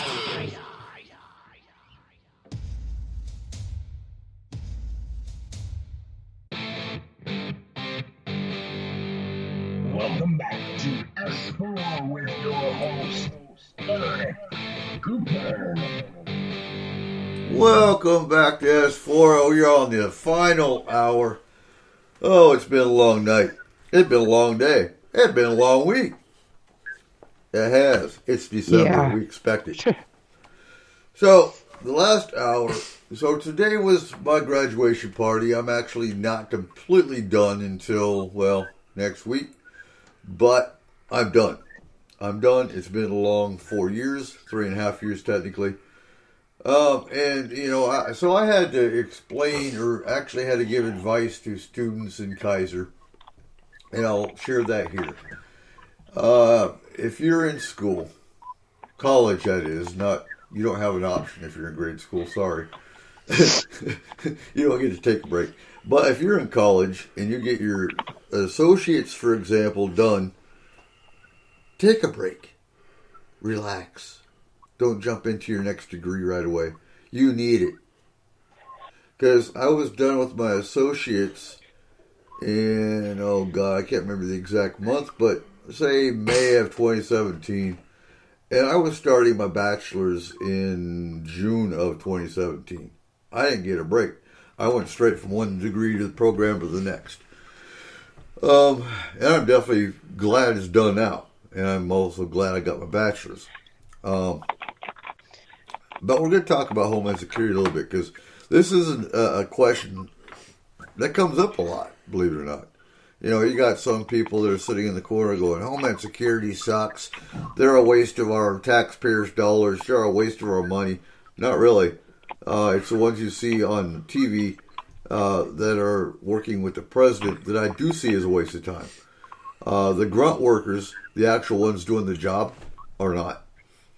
So what is Homeland Security? Homeland Security actually started, I can't remember the exact month, but right after 9/11.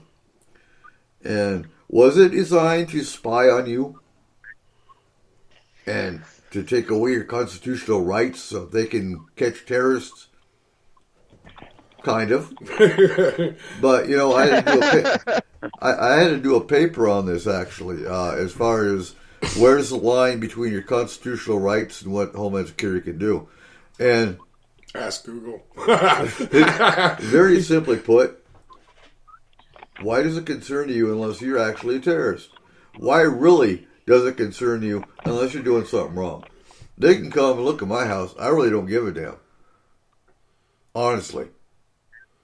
If it's a matter of catching a terrorist, which the definition of a terrorist is so skewed today it's not even funny. A terrorist is not an Islam. It's not Islamic. It's someone who brings Kinder Surprise into the United States. That too.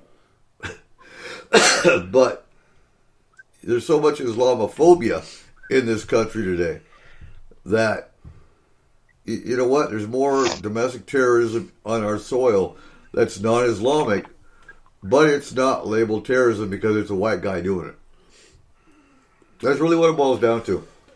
And that's going to piss a lot of people off, but I really don't care, because your definition of terrorism and mine are two different things. So what is Homeland Security?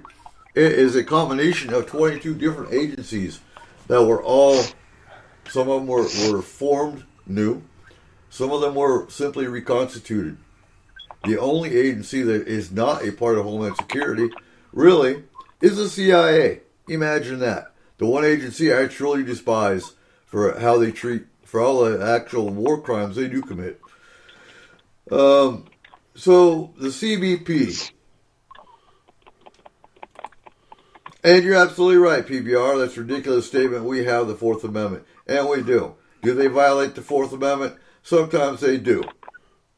Not always. Generally speaking, no, they do not. Don't believe the mainstream media either. I'll say that about that. So, the question came up in the Upriver group the other day over Border Patrol.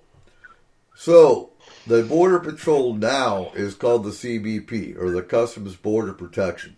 Those are your Border Patrol agents. ICE is not the CBP.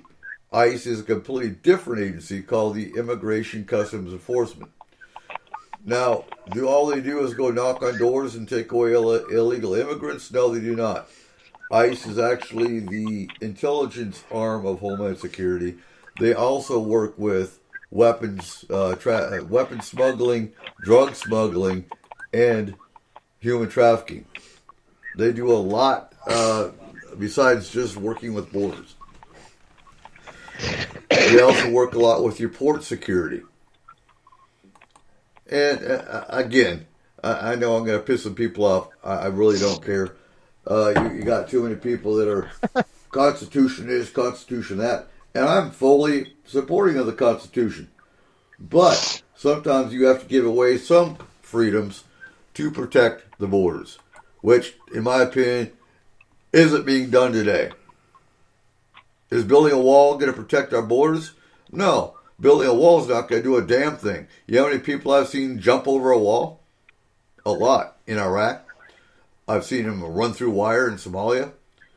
Just building a stupid wall ain't going to do a damn thing unless you have the manpower to enforce it, the technology to observe it, and the rules of engagement to help the ones that are actually watching the border.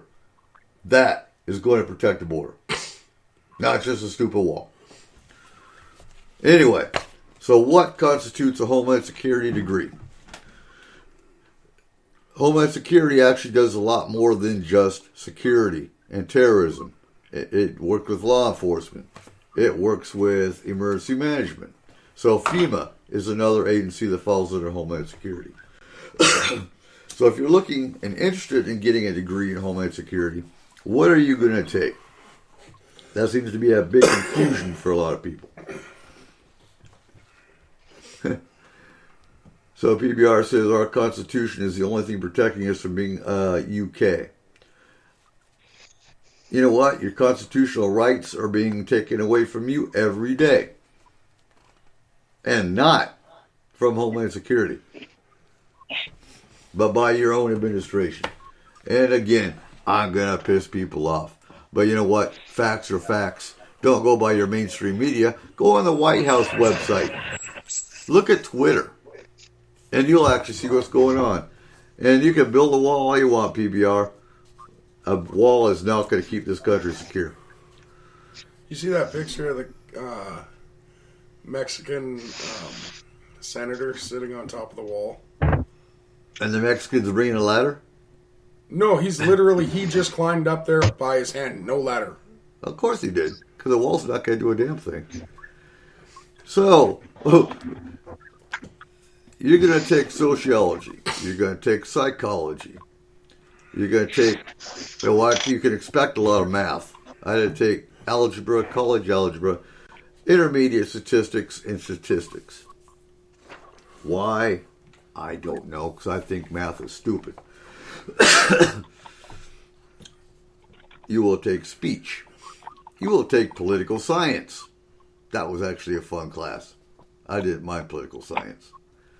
Cross-cultural management. Introduction to management. Organizational behavior. I'm actually in workforce diversity right now. And that was actually pretty fun. That's what I'm finishing up right now, actually. But there's a lot of repetitive classes. You're going to find a lot of crossover.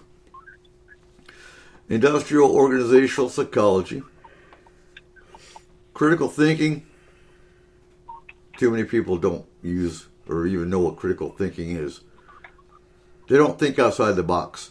they watch CNN and MSNBC and Fox News and think it's real. Yeah, none of them are. Take a critical thinking course and then tell me what you think. Writing for managers. Now that was an interesting one because it wasn't just writing for managers, but that's one where I actually had to make an e-portfolio. There's a lot of English in this course, in this degree. English Comp 1 and 2.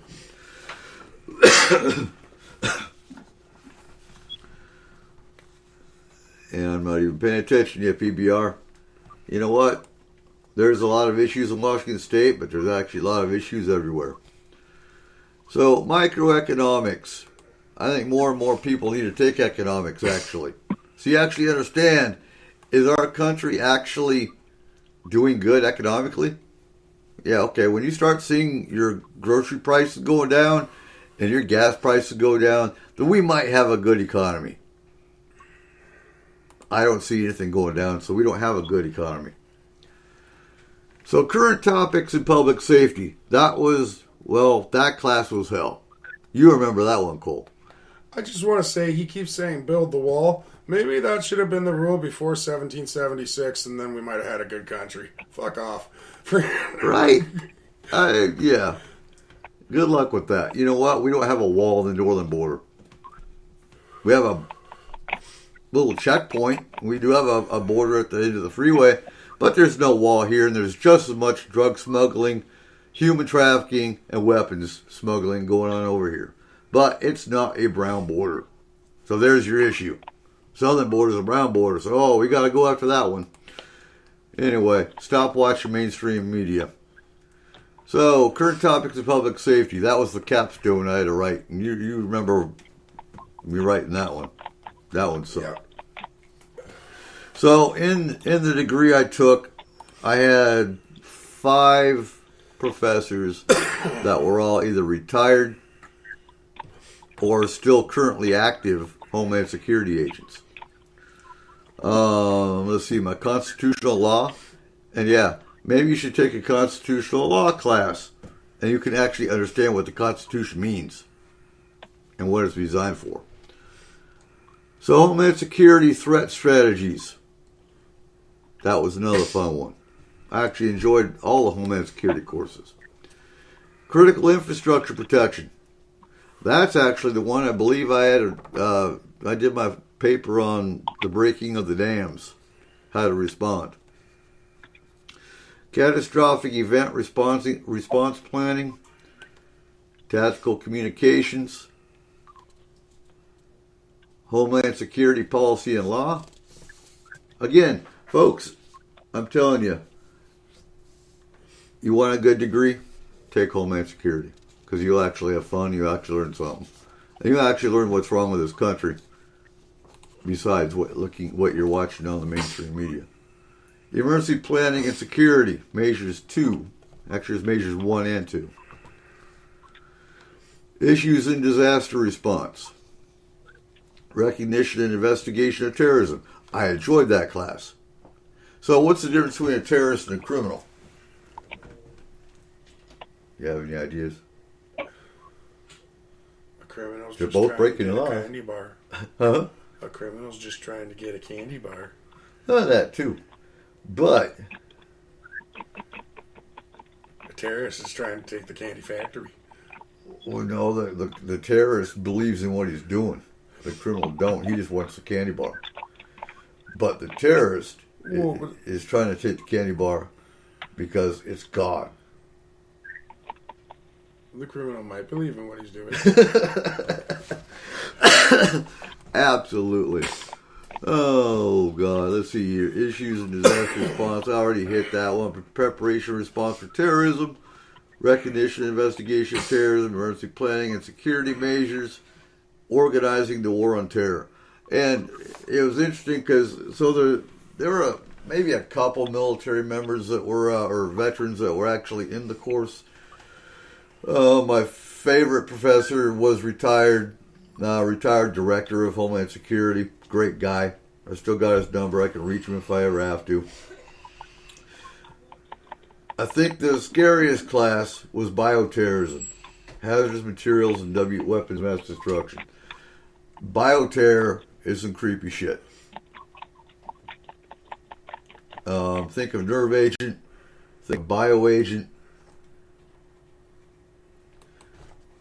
things that'll make you, and hold on a sec here, I gotta call Don back. Don, where'd you go? Where'd you go, Don? But no, so think of The Rock. The Rock was some, that was VX nerve agent. The Rock. Yeah. You mean the movie? Yep. Okay. Kind of got to specify there because there's a lot of things like The Rock. Okay. There's a lot of things now. Yeah, that's so that's bioterrorism.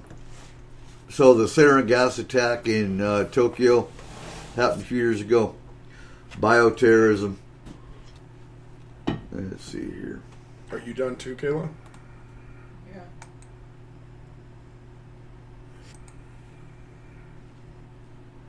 I'm just pulling Dawn back in here real quick.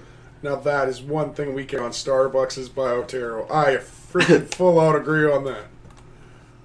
Except for those like the cookie things ago. They're the cookie. No, you know not what? The cookie. Yeah, but Starbucks is just, no.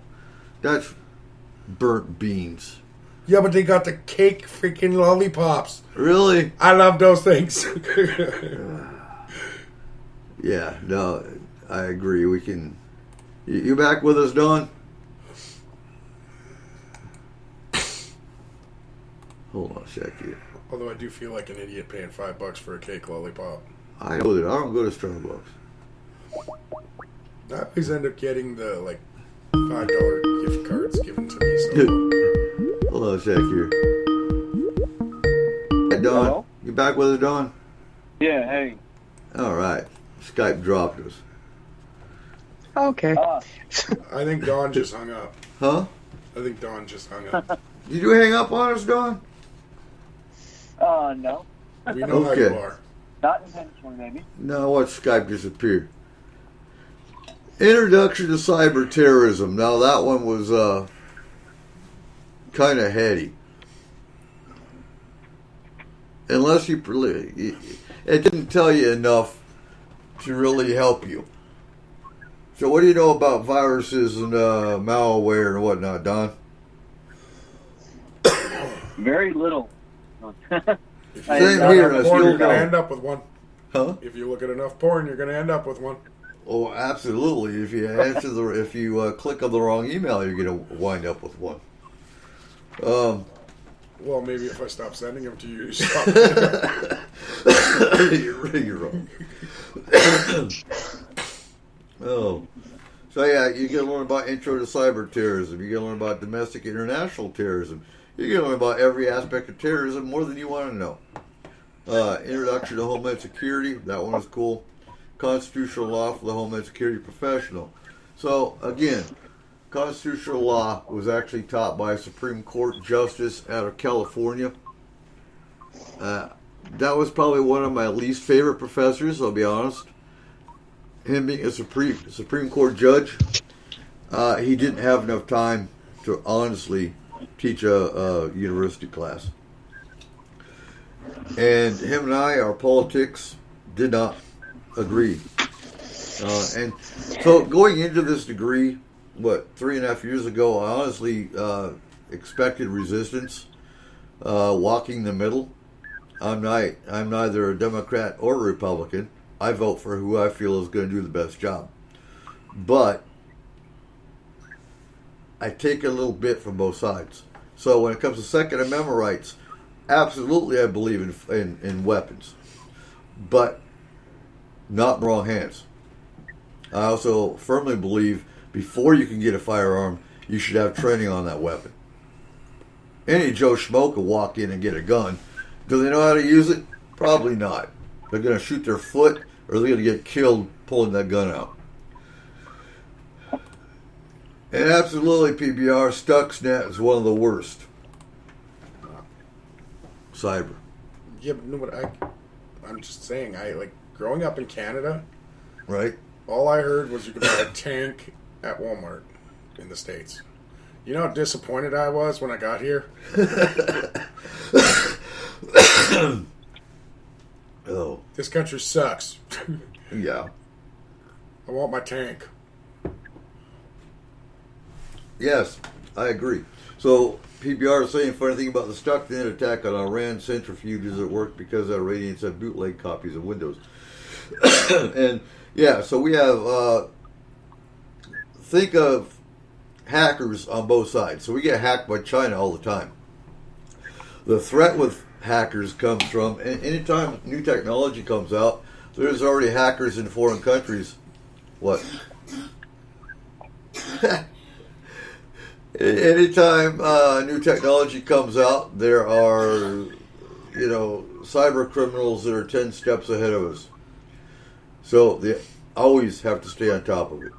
And why is that? It's not just your identity that gets stolen. It is not just, companies that get hacked and their trade secrets stolen. But when you've got infrastructure that runs off computers, that's an easy way for a hacker to jump in from China, for example, and shut down a power grid. If you're not on top of it. That's where cybersecurity comes in. More than anything. Izzy said no to a tank. I heard yes to an Apache.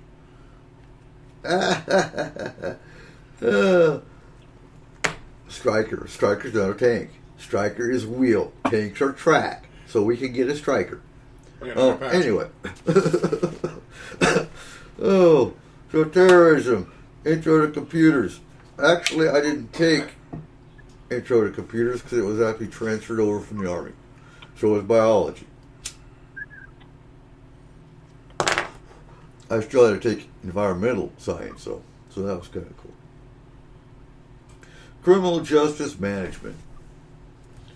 So anyway, yeah, getting back to constitutional law for a second, I actually had to write a paper on Washington State. Gun laws.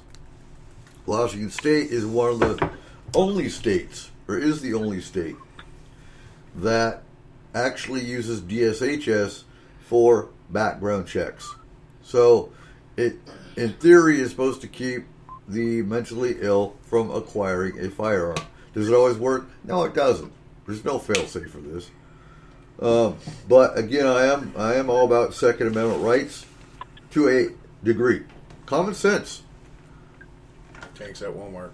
Huh? Tanks at Walmart. They have tanks at Walmart? They should. We're getting a tank. Tanks at Walmart, Izzy. Tanks at Walmart.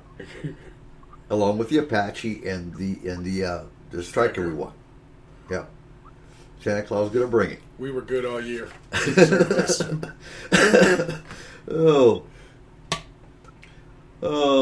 see. So when it comes to the common stuff, American Lit, I had to take general biology, was a transfer over from my medical days in the Army, environmental science, and introduction to criminal justice. Oh, so Izzy's saying, you find a tank at Walmart, then that's we'll not discuss a no. Dark web. Dark web Walmart. Dark web Walmart. We can find a tank. And this episode definitely ain't going terrestrial. Anyway. So that is what a degree with Homeland Security entails. What's your degree in, Don? You got business management. Say again? Business management. So do you have an associate's or bachelor's? I have my bachelor's. You have your bachelor's? You use your got it. Huh? You use your GI Bill for it? GI Bill and vocational rehab. Okay, right on. And PBR says, after all that, are you smarter today? Probably a little bit. I've got an awesome library, that's for damn sure. I would have to say, you can't go through all that schooling with grades like you had. No, they were all A's and B's. The only C's I got was in math, and, well, I don't know of anyone that got A's in math, to be honest with you. And not come out of it smart. I love math. Oh, I hate it. I should have had you take my math for me. Statistics sucks. Oh. And no, I went through Kaiser University out of Florida, PBR. I've heard a lot of good things about Phoenix University, however. Yeah. That's one of the other good ones is top of the line. The other ones I looked at was Capella's and... What's the other one, dear? I know you're listening. Capella's and Kaplan. There we go. Kaplan was the other one, because one of those two I know had an emergency management and fire sciences degree that I was originally looking at, which I'm glad I stuck with Homeland Security because it is more well-rounded. So you have different universities. They have a Homeland Security degree, but they offer different classes with it. Personally, yeah, Kaplan. They lost a multi-million-dollar lawsuit recently. Who? Phoenix U did? Over what? Honestly, when it comes to the military, I've actually heard a lot of good things about Phoenix U. And when you say lost a multi-million-dollar lawsuit, so they lost pocket change. Mm-hmm. Like, well, that's pretty much, yeah. I highly recommend Kaiser University if you're thinking about going to school. Their professors are by far the best, from my experience. They work with you. I did the online schooling just as hard as if I went to a brick and mortar. Having PTSD, I wouldn't be able to go to a brick and mortar and actually, as it was, it was difficult concentrating and getting papers done. Oh, okay. They claim to help vets find employment and they lied. You know what? I'll tell you about Kaiser. It's hard not to have them help me get employment because of the fact that they keep on bugging me. It's like, look, I'm rated unemployable. I cannot work. So you can't help me. But if it ever comes a day that I actually do need a job, they will offer me a job and they will not stop until I get a job in the degree program I have. So I gotta say, that's kind of cool that extends past the time when you leave the school. Yeah, I have that for life. Yeah. To the extent that even here locally, I know Job Corps was actually looking for a Homeland Security instructor. I mean, just the fact that somebody is looking for someone with a degree I've got is cool. But yeah, no, and Kaiser's actually about to start up a veterans program for veterans that went to the school. Now, what's it going to do for us? I don't know. It's a brand new program they're starting up. They have the Yellow Ribbon program, which if you have GI Bill, you have a Pell Grant.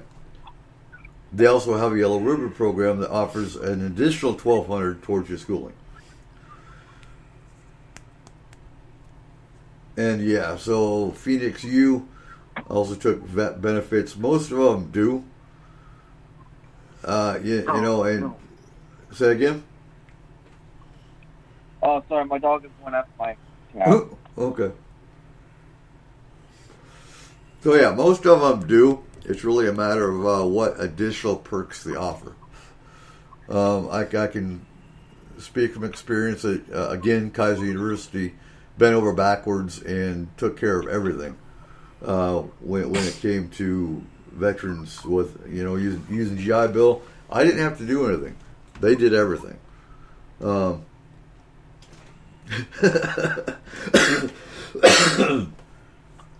does that work? Your dog hit the keyboard. The lawsuit University of Phoenix is facing is expected to garner an $80 million settlement over its incentive-based compensation admissions practices. The school owner has announced lawsuit against admissions. University of Phoenix practices underway. The for-profit online school owned by the Apollo Group is being sued by two former admissions counselors, accusing the University of Phoenix of obtaining federal student aid money under false pretenses. there you go. Again, when I was in the Army, it's the University of Phoenix that I heard a lot about. Does that mean they were great? Apparently not. So, do your research. Again, if you want to go to school online, I endorse Kaiser University just because I spent 3.5 years with them. Had no issues. Had great professors, great service. Had a couple issues with the bookstore, sending out the books, but that was handled promptly. That was handled quickly, and yeah, no problems. Who did you go through, Don? I went through Western Governors University, and that program itself is self-paced. I got, like, if you took basket weaving 101 and you were able to pass it in one day, you passed it one day. If anyone's looking for that kind of program, it's like, I feel it's cost effective and good, just because I could pass, if I was to do it on my own, it would only cost $6,000 a year. Books and everything is included, and if you pass, the minimum you have to pass is 12 units every 6 months. You can pass as many units as you want within that 6 months, and it doesn't cost you anything more. Okay. So if you pass 20 units, it costs the same as 12.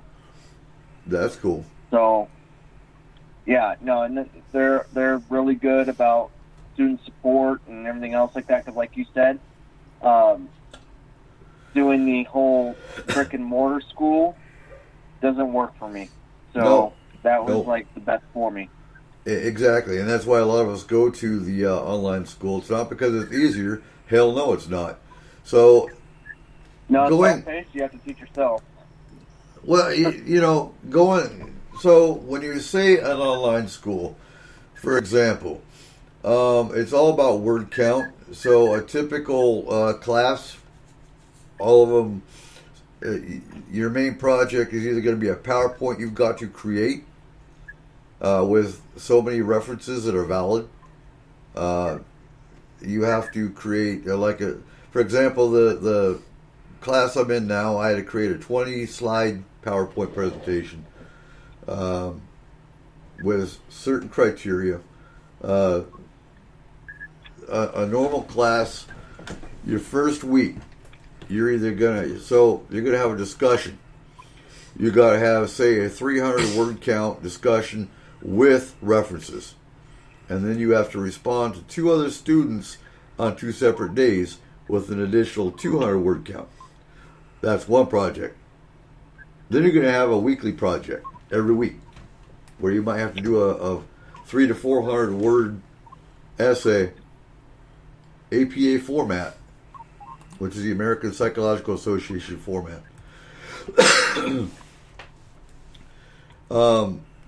Some of it you have to answer questions based on the textbook. Some of it you have to do online research.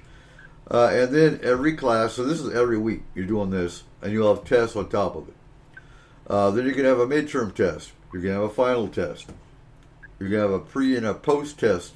Then you're going to have...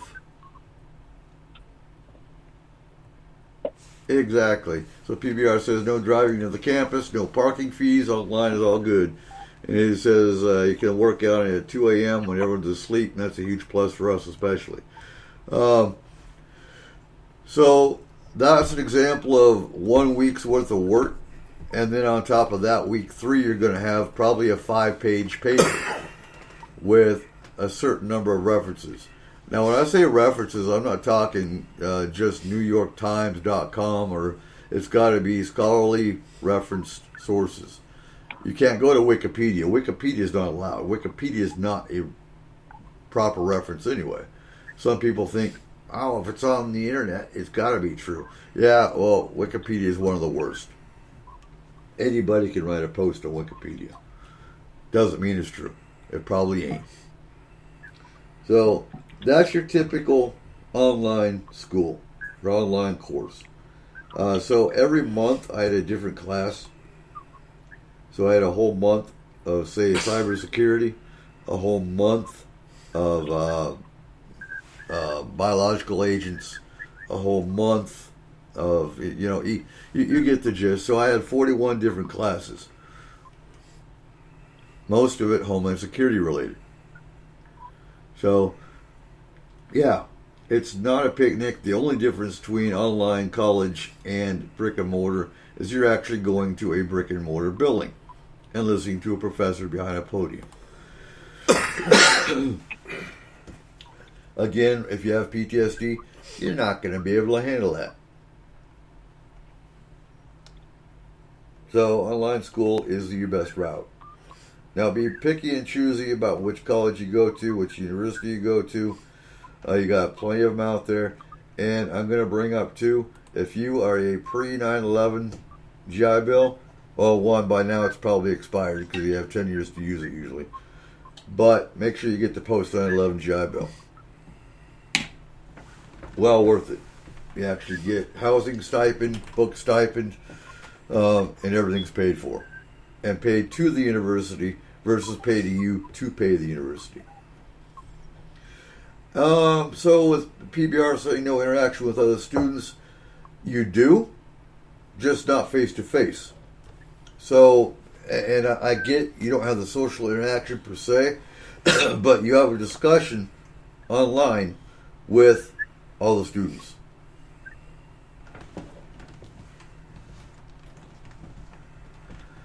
So that's the only difference. Yes, you're not sitting at a desk next to Joe Schmo and Sally Mae. You're talking to them online. So again, if you have PTSD, makes it a lot easier. So for example, week one, and every week you have a discussion, you have a topic you have to write about, you have to have them referenced as well, and then you have to answer 2 other students' posts on 2 separate days. So you're actually, sometimes the instructor lets you answer their questions. Other times answering their questions doesn't count, and you still have to answer 2 other students. So you do still have the student interaction along with the professor interaction. The professors also give you their home numbers, so you can always call them if you have issues. Plus you have a webinar, basically. It's an online live classroom that is every week. So some people think, online college is a cakewalk. No, it's not. It's just as hard, if not harder to me, as a brick and mortar college. So, well worth getting your degree. If you're a vet and you have your GI Bill, there's no excuse you don't get your degree. If I can do it, I know damn well you can do it. I can't read. I mean, I can read, yeah, but I just don't have I don't have the focus I used to be able to sit and read a book. So it's really hard going through college. I still managed to get my A's and B's. Again, the only C's I know I got was in math. That's the only C's I got. I think I even pulled a B out of statistics. That was crazy, but I did it.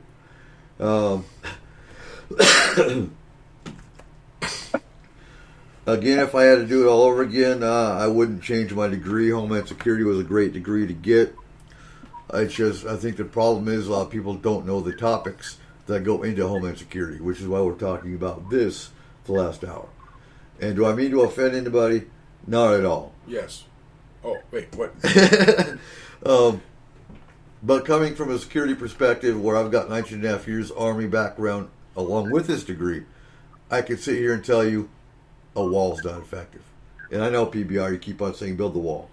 That's great, but it's not effective. It just ain't. I don't know, you're going to say build the wall. And that's fine, okay. I believe in your right to believe that way. I fought for your right to believe that way. Which is why it kills me all the hatred. If people could actually sit down and have a civil conversation instead of getting mad because you don't like Trump or you love Trump, there wouldn't be any division. And it would take the power away from the government as far as creating that division. I know, PBR, you want the wall.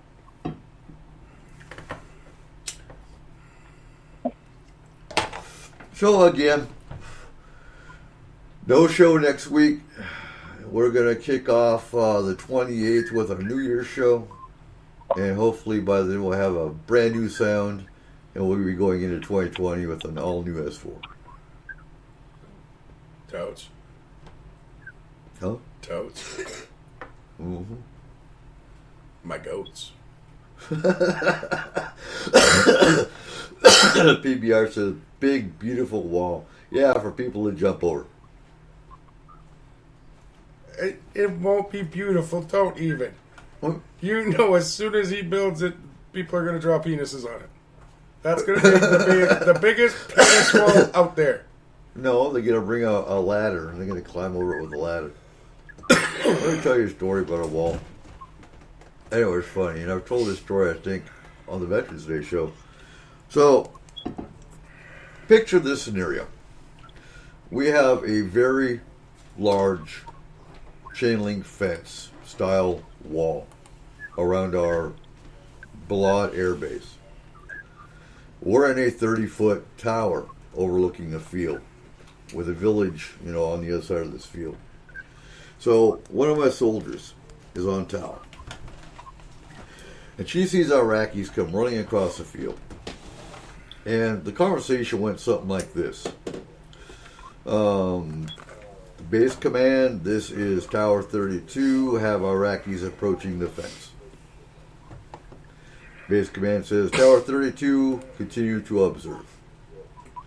So the Iraqis climb over the fence. And she says, Base command, this is Tower 32, we now have Iraqis climbing over the fence.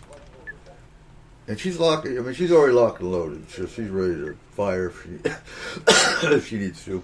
And, base command says, Tower 32, this is base command, continue to observe. So, these Iraqis climb over this wall. And I'll answer your question here in a minute, PBR, or your comment. But they run over to the porta-john, and they pick up the porta-john. And she says, Base command, this is Tower 32.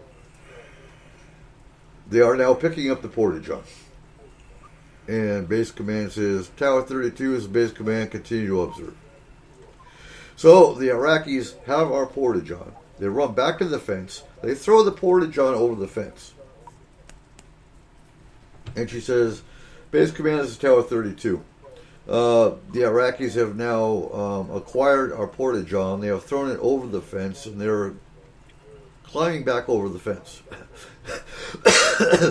And base command says, Tower 32 is the base command, continue to observe.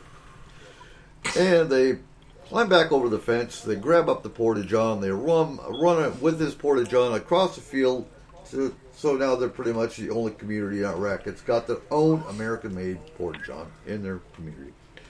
And she says, Tower 32 or base command is Tower 32, the Iraqis have now taken my porta-john and run across the field with it. And they say, Tower 32, continue to observe. So there's your wall. Now, as far as the wall in Israel, it works because they let their personnel handle the problems. So you can have a wall, and that's my point. A wall is great. Is that the only thing you need, though? No. If we can keep people at Area 51 because we have seismic detectors, drones, security, and an armed force that everybody fears because they know you're going to get your ass shot off, then nobody's going to go there. Other than, I guess, this year when they decided to try to storm Area 51, but that didn't go over too But Palestine and Israel conflict, same thing. Yes, they bomb each other, they shoot each other. If you have a wall between us and Mexico, you better have the manpower with the rules of engagement that's going to allow them to enforce it. Is that going to happen? Probably not, because we live in a hearts and minds society. The minute a Mexican is shot is the minute you see a lot of this country screaming and jumping up and down. Is that going to benefit the wall? Not really. So, while I do agree, okay, we need immigration reform. We need to have some form of immigration control. Just having a wall isn't going to do it. And again, like I said earlier, I believe in Second Amendment rights, but I also believe in weapons education, and I believe in keeping weapons out of the wrong hands. Is every Joe Schmo having a weapon going to stop a shooter in the mall? No, because the minute you have a shooter in the mall, you have 20 people pull out guns, and the cops ain't going to know who the shooter is. And you're going to have 10 of them shooting themselves in the foot because they don't know how to shoot a gun.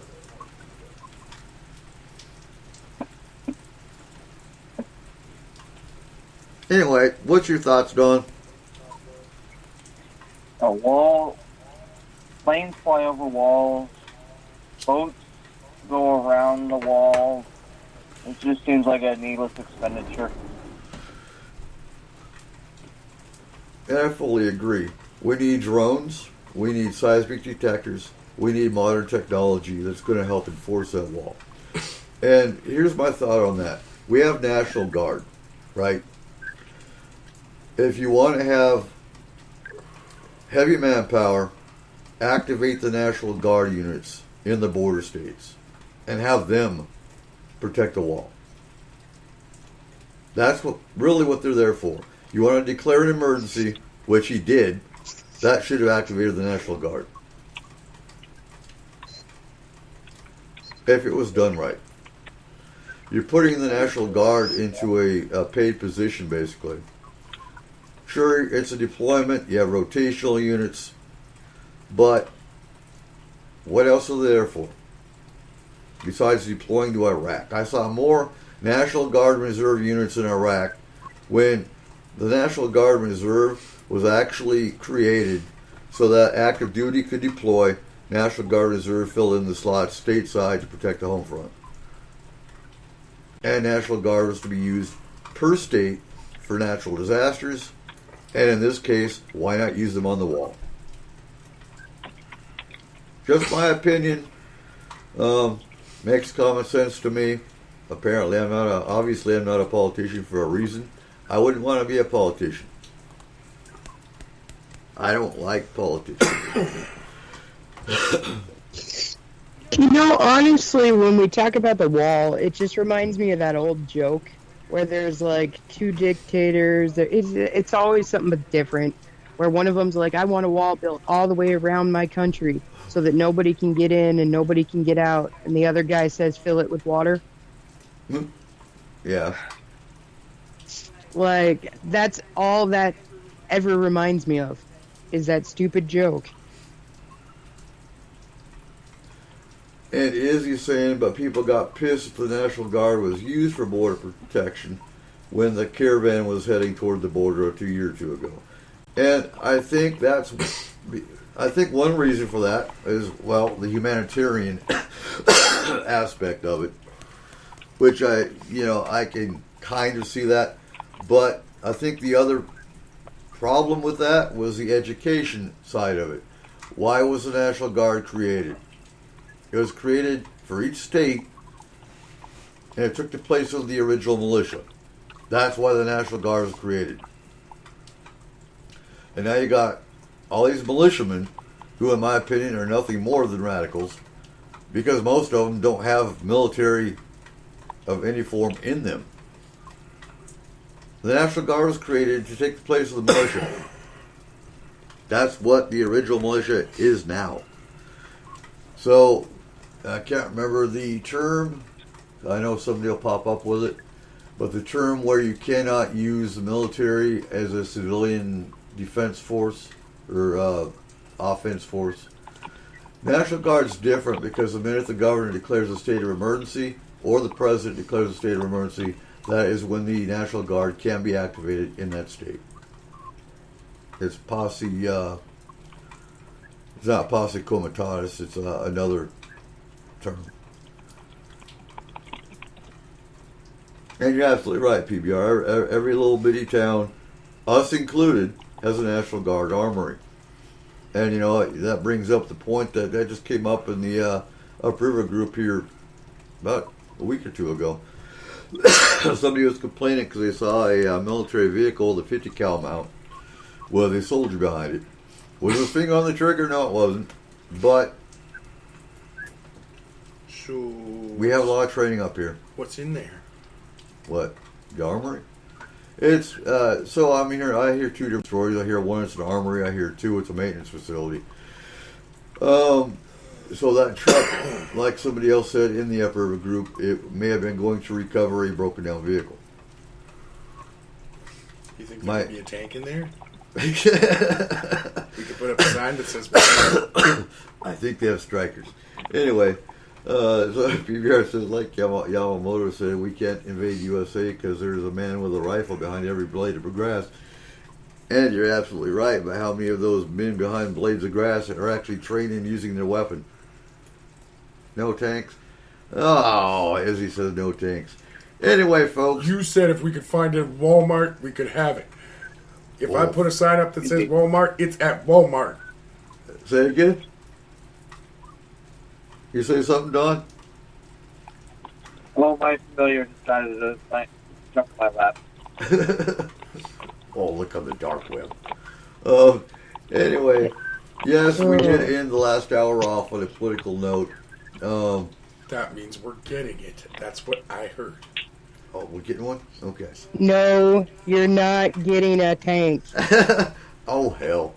Now we got both of them saying no. Oh. Anyway, again, there's not going to be a show next week. We are, it is Yule, winter solstice, and we do have parties that we'll be at. It is. and Izzy says, thanks, Kayla. You've got her back. So, the 28th, we will kick it off with our New Year's show, what's coming up for S4, and looking at a lot of good stuff coming up in 2020. Keep S4 continuing to be great. And there you have it. Anyway, y'all have a great night. Thanks for Don for being with us. Thanks Kayla for being with us. And obviously, Cole. Merry Christmas, guys. Remember, when it comes to Christmas, follow the rain rule. If you licked it, it's yours. And you are not licking a tank. And thanks for hanging out with us, PBR. Always great to see you. Even though I know we go tit for tat here every once in a while, but that's okay. You know what? I have no problem with that. And again, I was in the military for 19 and a half years for everybody. Damn rights, PBR. 2-second rule. I like that. No tanks. All right. We'll see you in a couple weeks. Merry Christmas, everyone. Happy holidays, everyone, whichever your forte. And we will see you later. Happy Hanukkah if that's not over. And if you're local listening, we will see you tomorrow for the community meeting. Happy Ramadan. Kwanzaa. See you later, guys. All right. Good night, folks. Good night. Ladies and gentlemen, thank you for joining us tonight on S4, the official voice of Forest Moon Paranormal. You can contact S4 through our website at www.s-4radio.com or on Facebook. Make sure you give us a like on our page and join the Forest Moon Paranormal group. If you are interested in advertising, take a look at our packages and contact Cole or Eric at 1-360-999-2830. Again, thank you. And remember, keep your eyes to the sky.